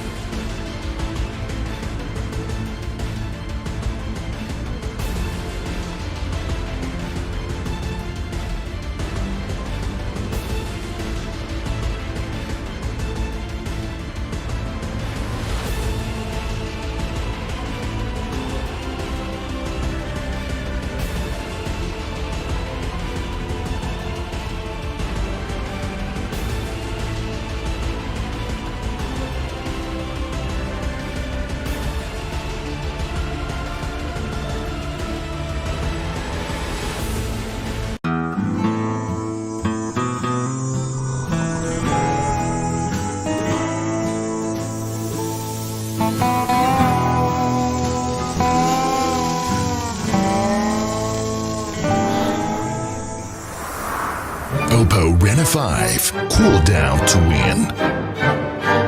Oppo Reno 5, PUBG Mobile MENA Esports official designated smartphone.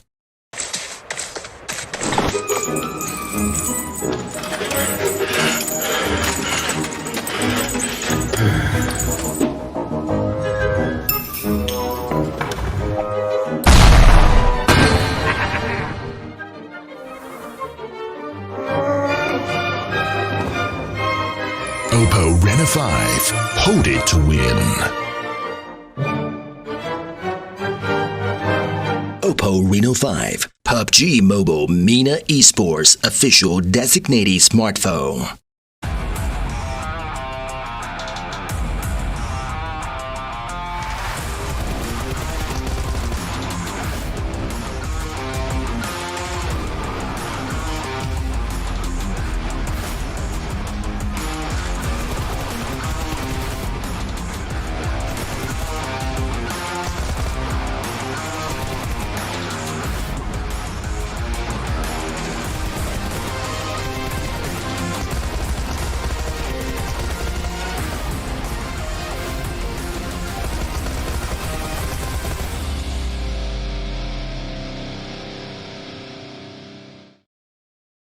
Just like that, we're already further forward, and we've only got one more match remaining for today. We're going to Erangel for the final match, as always, to see what these teams can deliver. And it was a lot more aggressive, you guys were saying, when you covered it with DK earlier, Max. And you're back to see Erangel go down again. You expecting much of the same? I think so. I mean, typically a good early stage that was relatively passive is always strong to see because it shows that there's a lot of research that's been done. Teams are very aware of drop spots and also rotations, but it did get very hectic at the end. And I think that's where teams could try and improve on that end. I think that Team IQ was a very good example of teams trying to set themselves up for the long game. And some teams are maybe looking just too short term. So if they can try and elongate towards what they're looking towards, I think that could help them out a little bit because that late game was a little bit too over the place. And we don't want to see that twice in a row. Definitely not. But we did get to enjoy that madness that was Miramar going forward because old Lag, they got away with quite literal murder in that one. Yeah. It was really insane. And we talked about them a little bit, especially after that game on Sanhok and how they just leapfrogged over a lot of the teams. What I'm seeing in Team Lag is a team that knows how the game is going to close off. And they know what kind of play they need to do to adapt to that kind of scenario. They did it back on that game when they centralized over in Sanhok and they got themselves a strong position off the back of that, rewarding them with a really strong finish. This time they understood, okay, we've got to cross over a road through open field terrain, which is horrible to do. Plus, there's also a compound that's completely overcome by an entire four-man team. What we want to do is we don't want to push it. We want to delay it as much as possible, let teams die around, and then we're going to send it when we got as many points as we possibly could. They did it. Luckily enough for them, that push actually worked out, showing that they are also able to make a fight go their way if they don't really have the initial advantage. So I think their team just really good at finishing off games, which is a great skill. If you can consistently get to that top 5, top 3 position, they can find closure and get those 15 points. And I think that Team Lag, because of that, is a really big threat to deal with. Well, let's take a look at the overall standings of where we're at now. And I think Lag would have jumped quite nicely up there. And that's correct. With the chicken dinner, with the points they've had, they are now up there with only 3 games played, the same as R-Rage and KHK Esports, actually already jumping ahead of quite a lot of teams who have already played their 4 matches. Yeah, really insane to see coming out from R-Rage and also Lag. And let's not forget that R-Rage, a lot of their points actually came out from their first game of the day that was on Erangel. So if they can make it back-to-back on that map, they will just be not only be in the top 5 with only 3 games, it was 4 games up their sleeve. They could very, very easily be in top 3. And if they closed off with a win, Exusia could very easily be a team that they could decide to overtake. Sorry, Exusia. No, we swapped really quickly. I was like, wait, whoa, no, that's a 9th position team. But they could be overtaking the side of Gunda, currently are standing in 1st. I will just quickly note as well for KHK, right? They don't have a chicken dinner, and yet they're already there after 3 games, which is impressive. When you look at the Razor crew, they've had their 3 games, they've had the chicken dinner, but it just shows the consistency that KHK have been able to put up already early on here. So still all to play for, still plenty going on in our group stage rankings for this. But this one more match could maybe potentially see some other teams jump on up. But if maybe, I don't know, if KHK can have another good game like that, it could get pretty wild, mate, because they might be able to actually jump above the teams who are in 1st place right now. And that'll be really wild. Yeah, though there's one thing that I've been a little bit disappointed with, I would say, on the last 2 games on Sanhok and Miramar, and that's been by Liquid Diamonds. I've loved how they played on that first game. I think it was fantastic, and I think that especially on that Sanhok game, they pulled off a very strong rotation. It was not an easy one to execute by any stretch of the imagination, but Liquid Diamonds truly, for me, is a team that has potential, but when they start getting contested by the teams, when they start getting involved in fights, that's where they tend to fall apart and just crumble to pieces. So Liquid Diamonds keep on going as they are doing in terms of rotation and macro, but their micro is where they heavily need to improve if they want to actually score points off the back of those good rotations. Yeah, completely agree. Now we come to the lower end of the overall standings here. And, well, for some teams, 3 games are fainted and 1 point. It's not great, but you just need to stay headstrong. You need to keep trying to play your game and plan out your strategy the way you can. See what updates you can get in, maybe small adjustments, but really it's going to be the ROD review of what you want to do after today and say, okay, guys, like we messed up this, and this. We need to really work a bit harder on this because if we want to stand the chance, we've really got to up our A game just a little bit further. But Max, I'm going to put you on a spot as I love to do, Oh, no.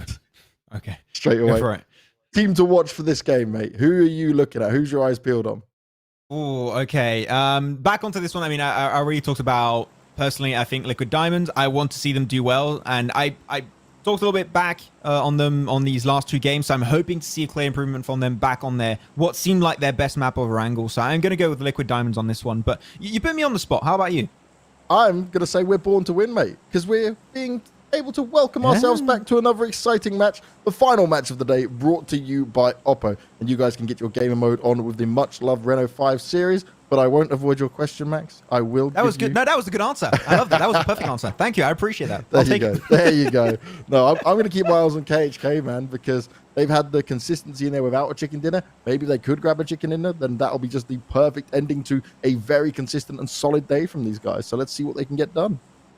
Yeah, it would be amazing, of course, to see KHK get himself some really good few points under their sleeve. So hopefully we'll see how things are going to go out. Liquid Diamonds, though, going to be switching things up a tad as they go towards Military Island and potentially going to go for Military Base. Not contested, luckily enough for them, but this is a relatively western plane path coming on through. So teams at the southern side might have a little bit of a hard time getting access to their main job locations, such as potentially Milta, Prison, Lipovka, such and such.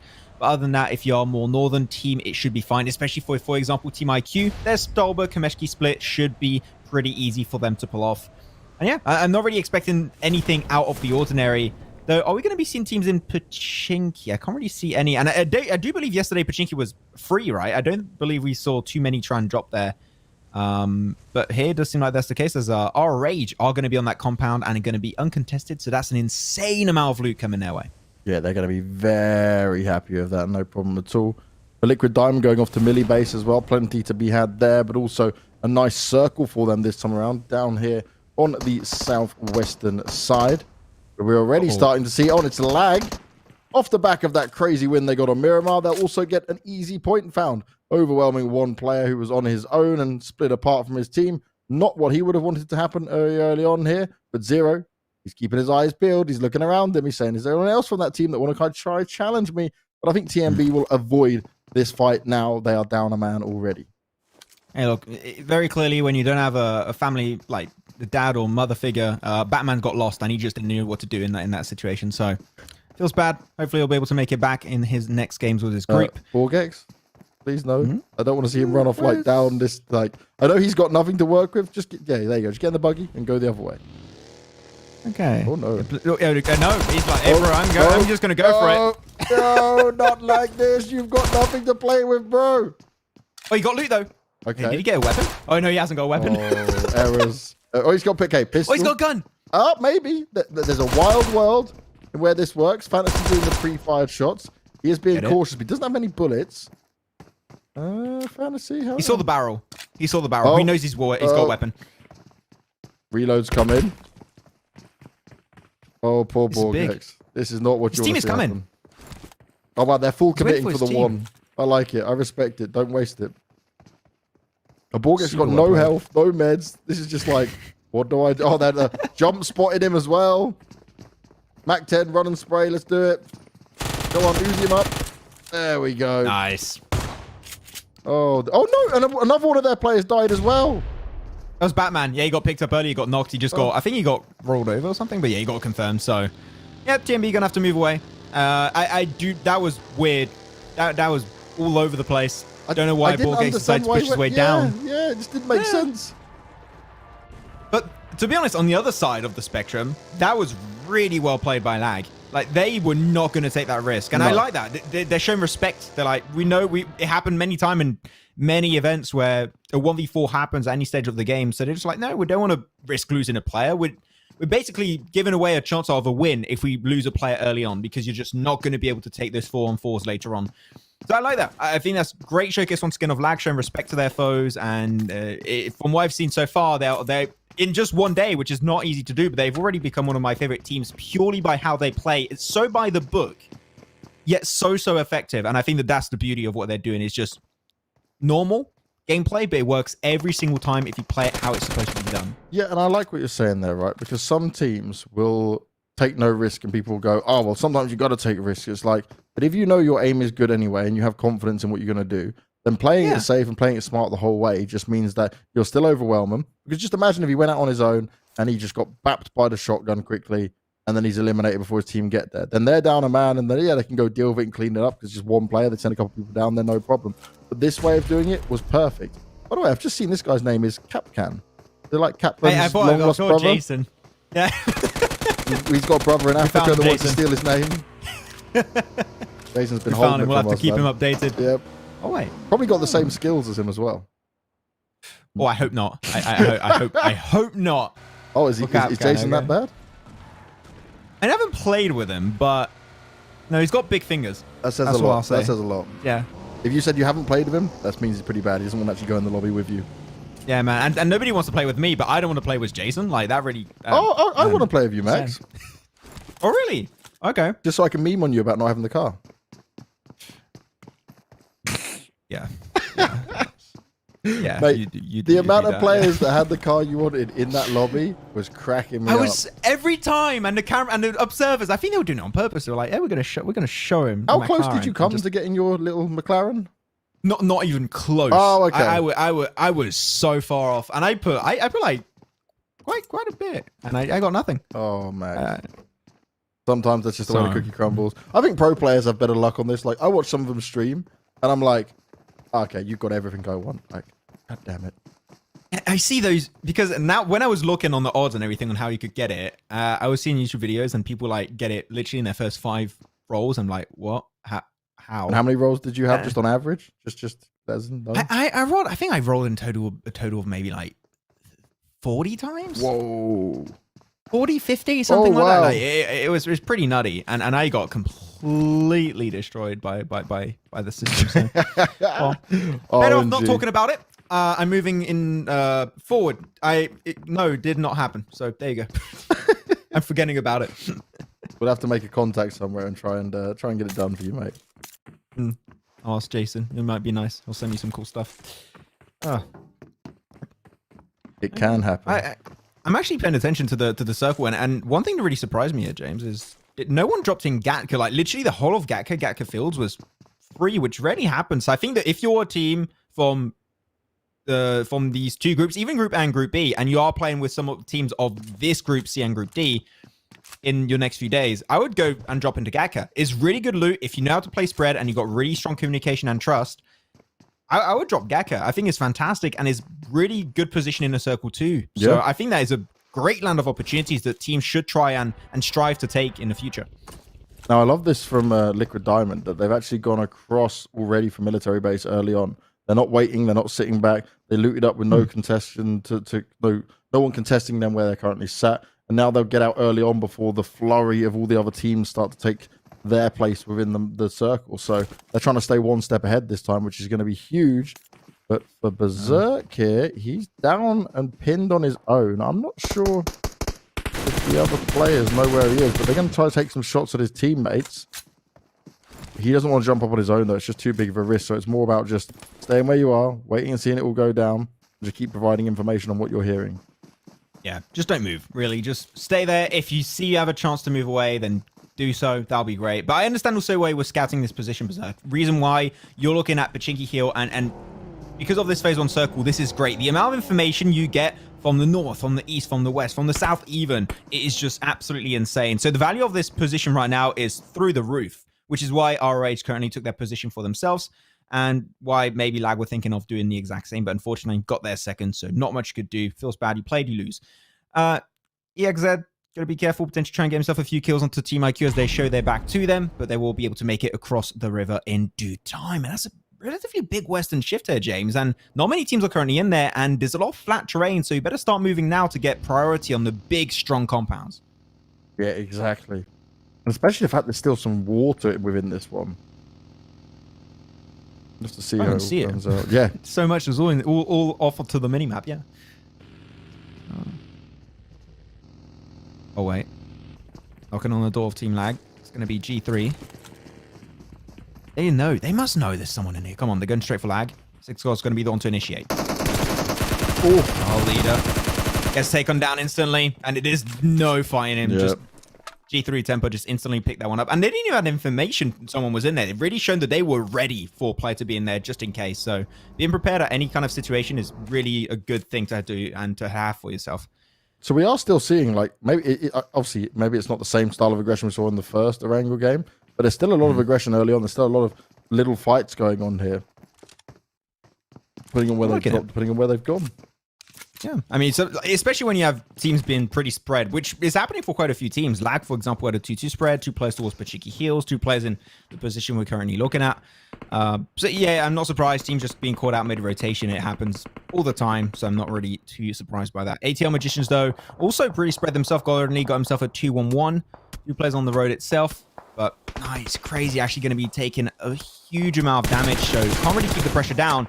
Magicians might actually be able to get those 2 players back to safety, but easier said than done. Certainly easier said than done. Liquid Diamonds, though, we already mentioned it, that things maybe have not been going so well on the last couple of games, despite what you liked, what you saw in the opening one. Already, they're finding a player knocked down. They're stuck between the Magicians, with other teams also able to see them down at the bottom from on top of the hill, which means they need to be oh so careful here. The Magicians also could find themselves in a rough spot because there's nades going out towards them. And they are semi-surrounded by the Diamonds here, but I just feel with how unlucky the Diamonds have been that this is maybe not the fight they want to be engaging in just yet. And that's why I'm so surprised by Liquid Diamonds is that rotation, and you mentioned it earlier, right, James, where they left Sanhok Island really early on to try and get priority in the mainland. That was great. I loved it. But when it comes to fighting, it seems like if they do not have a strong position to fight from, they might struggle a little bit. As Darkness moves out a little bit from this shack, he's going to try and take a few more shots. By the way, James, in French. Oh, wait. Might keep that thought for a second. Get himself on the roof, actually. That was a really smart play from Darkness. I love that. Trying to see over the top, seeing to get an extra vantage point for sure. This is nice. They're dealing with it. They're taking down these players. That's all right. You'll take that all day long. As long as they can get Venom back up, then the recovery is certainly possible. Oh, he went down. Errors. Well, a razor, not the error, but both ways. It was an error from the Diamonds. It was problematic because other teams were shooting down. That's what I mentioned, right? Where you're in this position, because you're so low down, other people can see you very easily.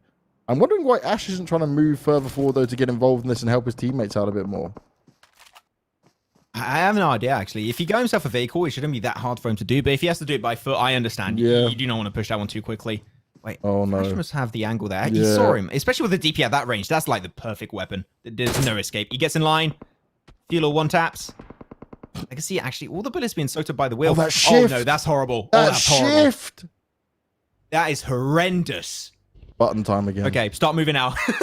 Yeah, you could for the Magicians, LD, the Razor, like, damn, you got far to go. Even Lag, like, they've still got 3 players alive in it, but you're going to be the last ones through. KHK, they got the eyes on the prize right away. If they get that compound that's right in the center, right next to that coastline, that would be fantastic. They got another one just like next to a road. They could go to that one too. I mean, you got the choice to the first team to move. You can just take any compound you want, pick it for yourself, and take control of it. Seem like also Young Thunder are going to do exactly the same. They're going to go for the compound that I mentioned over to the coastline, over to the west, which is great to see. But it's still quite a bit of water. So technically speaking, we're not in phase 3. We're basically in phase 4 already. So that's something to keep in mind, that there's not a lot of terrain. So, and especially not a lot of compounds. It's very flat terrain. So I'm not expecting us to still come out of this next phase with 16 teams. That is very unlikely. He's going to try and move in. Gunner went in for the shots. Wasn't able to fully get the connection onto him. Put him on the low health. But Ghost needs to be careful because he's now rolling past other teams. He's making a lot of noise. He just keeps on hurtling forward. Somehow he's able to stay strong throughout this. But literally a couple of bullets and he'll be down and out. Interesting rotation from Miramar. Yeah, Erangel just full sending it, very spread. I mean, at least if you lose just one player, you still got the team remaining. So at least that's something coming out of it. C Esport also looking to try and put himself into the circle itself. Which they're already in there, but they want to try and centralize a little bit more. They know that because of the high concentration of teams, you want to try and play center, not edge. Edge will hurt you upon the next shift. As they find themselves a compound down below, they're going to be a little bit contested. Yato Valhalla will get picked up, but that should be a very easy res for the rest of the team to pull off. Now fainted. We mentioned that not having any points yet, you know, needing to find some success. Maybe this is where they can do it. It is hard. They are out in the open, but potentially just able to go into some fights. 0. Looking at the long distance plays in here. And everyone's just playing on the scouting game for now, right? Looking ahead, looking to see what they can find. I think I just saw Capcan get knocked, just like the real Capcan. Very on brand. Very cool to see. Going down early on. He's going to watch this. I'm going to be in so much trouble for the next PMPL match. Yeah, you're basically just asking to be bullied at this point. I know, like, right? He tries to bully me every now and again, then just gives up with you. You're painting the target further on your back. I mean, it's Jason. I'll allow it. It's fine. I mean, I don't have a choice, so I guess I kind of have to. ATL Magicians also making their way in. So currently, the only team that's really missing in this current circle is going to be Team Lag. Oh, still very spread. You're not going to breach the circle that way, especially a circle like this. Like, come on, man. Over to the coastal line. RH looking absolutely amazing. Same for also the side of YT. So now there's so little compounds. Now it's going to be breach galore every single second, especially from the north and the east. Or we might see something similar to what I casted a few days ago. Teams might just go into the water and just try and survive if they don't have a full squad. Yeah, maybe an option for some of these teams if they don't fancy their chances with it. This battle, though. Fainted. Res. Immortals. All up here. Nades going up high and they're ducking back down. It's just a flurry of grenades going up and over. Connects. And they're they're Hail Marying it, right? They've got no real actual idea of where it is. They're trying to look at the nades where they're coming from. Okay, we throw it out this direction. Everyone's still moving around quite crazily. Zero's going to be able to go in and start off with the first knock. Can he get any more? Oh, nicely done for now. Avoids the first few bullets, but then will find himself on the floor. And Immortal's looking to try and capitalize on this. Oh, but big. Power with a spray. Oh, he put the hurt onto so many of them. They had to jump on down. Dizzy wants to fight back a little bit here, but he's not got much help on him either. Where's the rest of Rez's team to help him out there? That was so good from Power. Like, literally a push like this when you are going up a small slope, one little off angle ruins everything. Swally OP tries to go for the spray, but Power is just so on point. That reaction time is just what you need. And that's an extra 4 kills over to their team of Fainted AF. Looking good. There we go. They were not fighting as a team this time. They actually tried to set something up for themselves. This is what we need for them because they were on the bottom of the leaderboard. They're what, 1-2 points? They just doubled that in literally one fight. That's big. I really credit Power for doing a lot there, but I wanted Dizzy to help him a bit more. Like, you had his 2 teammates on the floor to see what they're doing. Dizzy took a few shots, but then spent most of the time in the smoke. Oh, wait, no, that nade. Yeah, no, leave. Okay. he looked at it like, is it going to blow? What is this? Did this really happen? Did I throw this, or did it come through the door as I closed it? What happened? I'm swear he must be like with a team like, oh, it's lag. Yeah, I would not do that. Yeah, of course.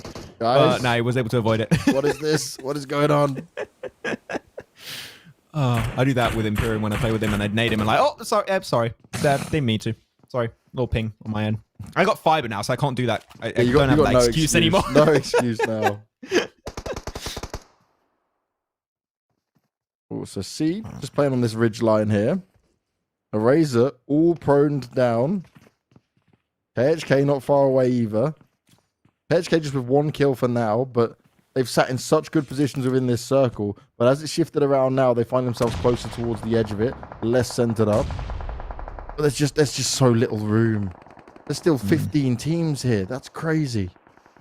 I really thought, though, we were going to lose a lot more teams. Yeah. So I'm genuinely surprised we got still this many alive. So, hey, you know what? They completely destroyed my expectations. So I'm really happy to see that coming on through in this PMCO. But Eric Crew, you got to be careful. You're on the slope. You got literally no amount of cover coming your way, and you're just getting surrounded. See, esports, it's just a matter of time, I would say, before they start actually pushing even closer towards the center. They are not an edge team. They like to play centralized if possible, and they do not want to stay in that position for an elongated period of time. Next circle's going to come. Where's it going to go? Centralizes only 2 compounds in play, I believe. The one of our age and the one where currently is fighting Ultima. So now it's just a battle of which teams can get decent terrain control and which can actually hold on to it. That's going to be the next focus we're looking towards. First, the Razor Crew player going to find himself being knocked. Next team falling is going to be Liquid Diamonds. Again, not a great placing from him. You picked him as a team you wanted to see, try and do something more here and have some success. Curse, yeah. But yep. The Maxman curse still stands strong. Fainted, gone as well. Few kills though this time, so they'll be happy with that at least. All about the reset going into the next day of competition for him. Oh, Mad Max just struck gold there. Found a few free easy kills. We'll pick one. We'll have to move away though. Move into the circle. Hopefully remain undetected. Taking those shots was a little bit of a risk. Now he's put kind of a target on his back. But CE Sport, especially, this is a team that I did not expect to stay here for this long. I thought they would start moving way, way earlier. Hopefully, they were thinking for a circle coming their way, but you should not really try and predict the circles. You should also always try and centralize if possible. So now they've got to heal up, get into the buggies, and hopefully get himself in position as G3 Temper are now attempting a push towards the side of KHK and also Seven Sins. Which team are they going to go towards? I think it's going to be towards KHK. Otherwise, they're going to try and thread the needle and go right between all these teams, but G3 Temper are definitely not going to have an easy way in this circle. So many teams. This is difficult. Down in the south, heavily contested. Pretty contested up in the north. The eastern side, a lot of the teams haven't even worked their way into this new circle just yet. Battles start to take place. The shots start to be delivered. G3 Temper, they're pushing on forward, but Art of Killing, what they're doing, all the killing right now. Fire back towards them. Gunner landing some beautiful shots. That's what you want to see. Spots out some more players. Needs to go and try and finish them off. He's helping out his teammates as much as possible, but the M429 is doing a lot of damage. It rattles off those bullets so fast. Lag going down at our previous winners. Out in 11th place. 12th place, sorry. 11 teams remain. My eyes are not working. Luckily, these players' eyes work really well, especially Gunner. Wait, did you just molly his teammate? You just mollied his teammate there for a second. I had the impression. That's a really weird one. Okay, well, G3, he get himself a nice push for some time, but that's going to be still the kills going over to Seven Sins. Able to clear out the southern side. Now, there's no teams in the blue. They got to keep their eyes on the prize, but they got very little breathing space and wiggle room to play with.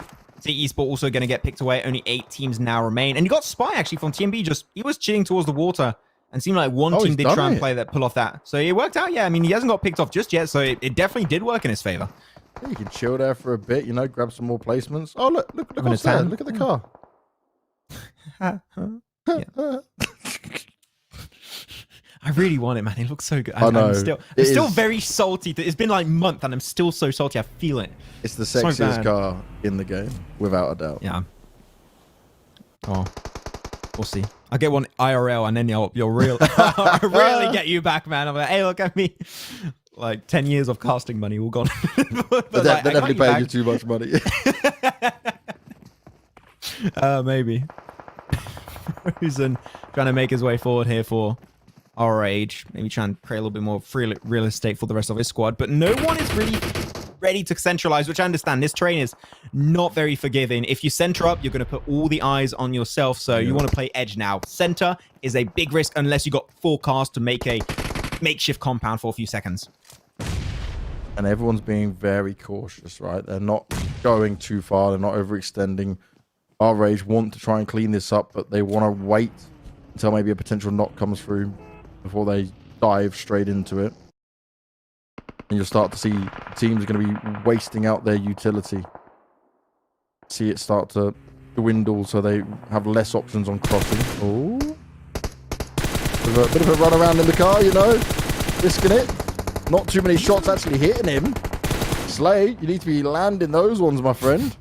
How do you not die? Yeah. How do you... Oh no, he's been spotted. No, Spyco. No. That top of that smoke actually could have saved him, but it was just a little bit late from Zarav, yeah, so fortunately that's going to be enough. Sky. His tanning session is now over. He shall go back to the lobby indeed. 7 teams still up.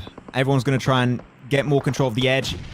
RH getting very, very passive in the early game, so they still got a huge amount of utility to play around, as now their focus is going to be swinging towards 7 Sins.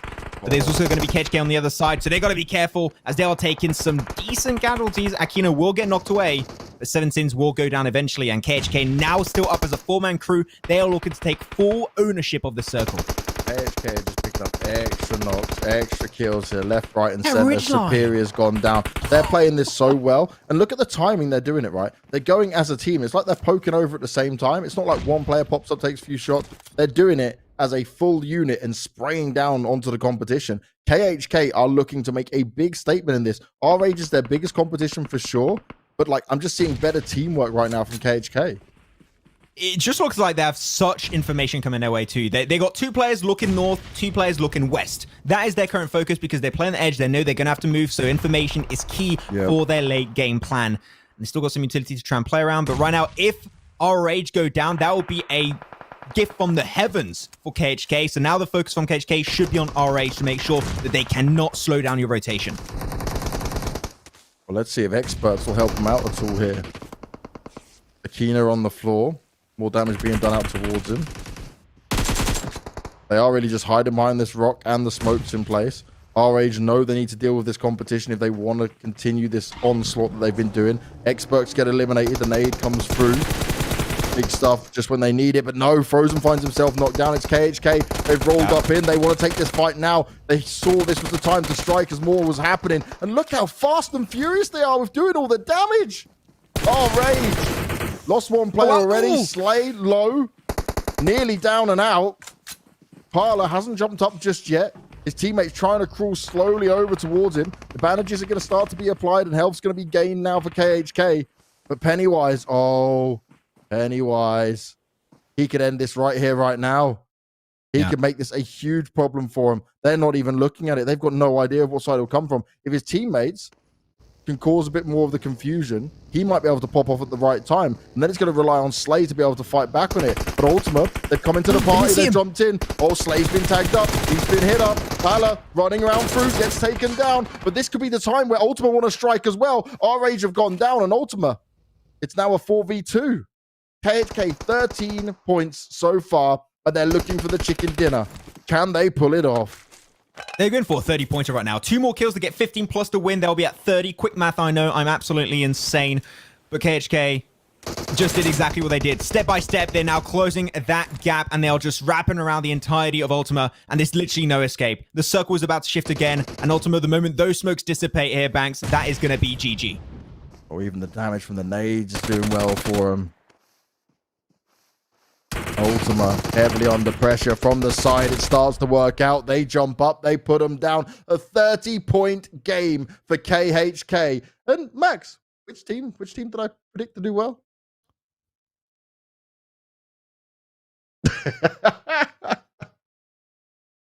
Okay, you got it, GG. Yes, KHK. But to be honest, KHK did exactly what they had to do. Like lag on last game, where they pulled step after step after step, the right moves every time. Here, they had 2 players looking up north, 2 players looking over to the western side, and they were just waiting for the circle shift. And depending on that, they were going to make a decision that was going to be rewarding them, hopefully with a win. At least that was the plan. And it went over to the western side. They had the information on RH, and then like, well, we have to push on RH. Why not do it right now while they're still fighting versus experts? They did it. They got themselves all the kills, and then they just had to force that fight onto Ultima that was really just coming their way. It was so simple, yet so effective. That is what we want to see from KHK every single game, if possible. And I said it when we were getting towards the last like 10 teams that were remaining. It was the way KHK were approaching it as a team. They had that ridge line at the southeastern side, and they were just popping up as like all 4 of them, little like meerkats, just jump up, shoot, and then jump back down. You know, like it was so well timed on how they were delivering onto teams, and the way they crashed onto RH at the end, like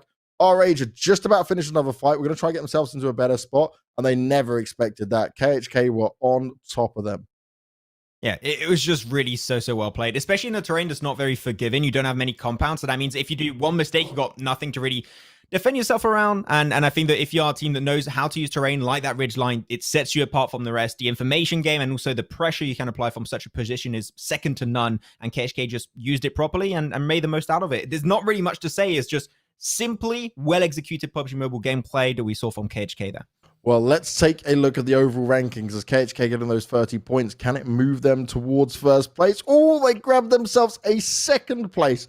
Not bad at all, considering, right, what we saw in the A and B groups was a lot more of a, I'd say, a top-heavy side, right, on a lot of the games. Yeah. Where when we came to looking at C and D, it was a bit more split out on some of the games, right? The points were more evenly spread up until this one. So KHK did a fantastic job. Consistency has been key for these guys, and they now sit in second place. They can be very happy with that. I do like, though, how for yesterday's games of Group A and Group B, we had two teams setting themselves apart from the rest. It was Gun and also Blackjack Esports. Today for Group C and Group D, got KHK and Team RH.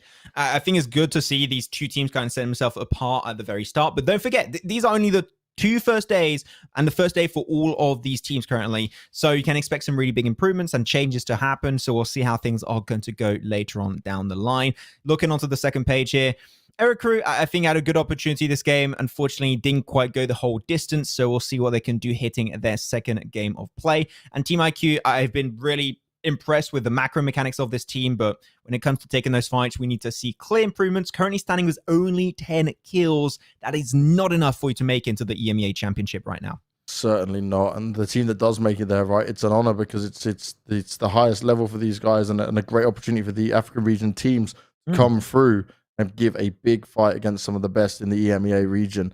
Now, tomorrow we're going into groups A and C that we're taking place there. So we switched it up a little bit, which would be great to see and see how the lobby progresses from there. But, oh my, mate, I know we say this quite a lot, but it's not even a joke. Like, the level just keeps getting better. The performance from these teams just keeps stepping up further and further. You can see the development from one split to another.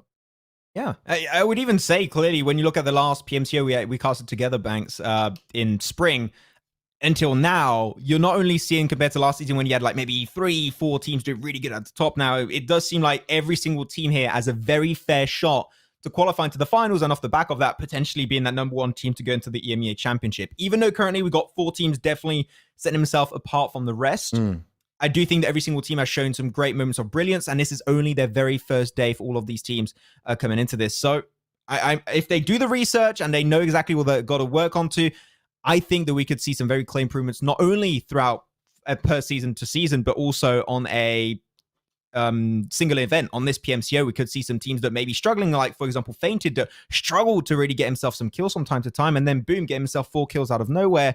I think that they could definitely surprise a lot of the teams that are currently standing at the top. Massively so, mate. Well, we've done the first 2 days. We've seen all the teams play now, and now we get to mix things up a little bit before we close out the show as well. I've got to remember that everyone here, we are born to win. This is the PMCO Africa Full Split, and it is brought to you by Oppo, so you can get your gamer mode on with the much-loved Renault 5 Series phones and put them in your hands to dominate your PUBG mobile lobbies, which is what me and Max and DK are probably going to do together real soon as we try and find some success in our own lobbies. But there's a reason we're commentators, let's be honest, mate.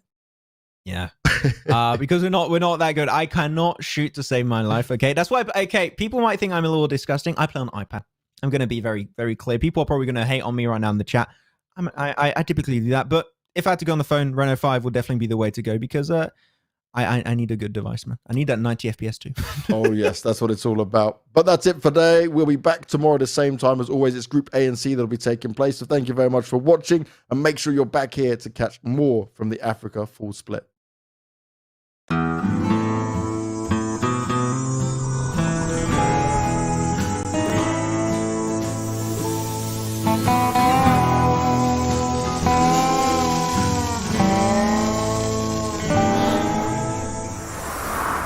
Oppo Rena 5. Cool down to win. Oppo Reno 5, PUBG Mobile MENA Esports official designated smartphone.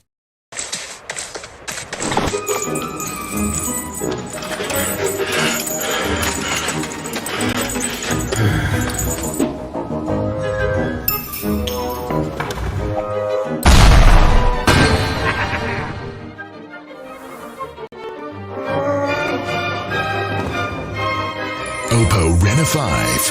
Hold it to win. Oppo Reno 5, PUBG Mobile MENA Esports official designated smartphone.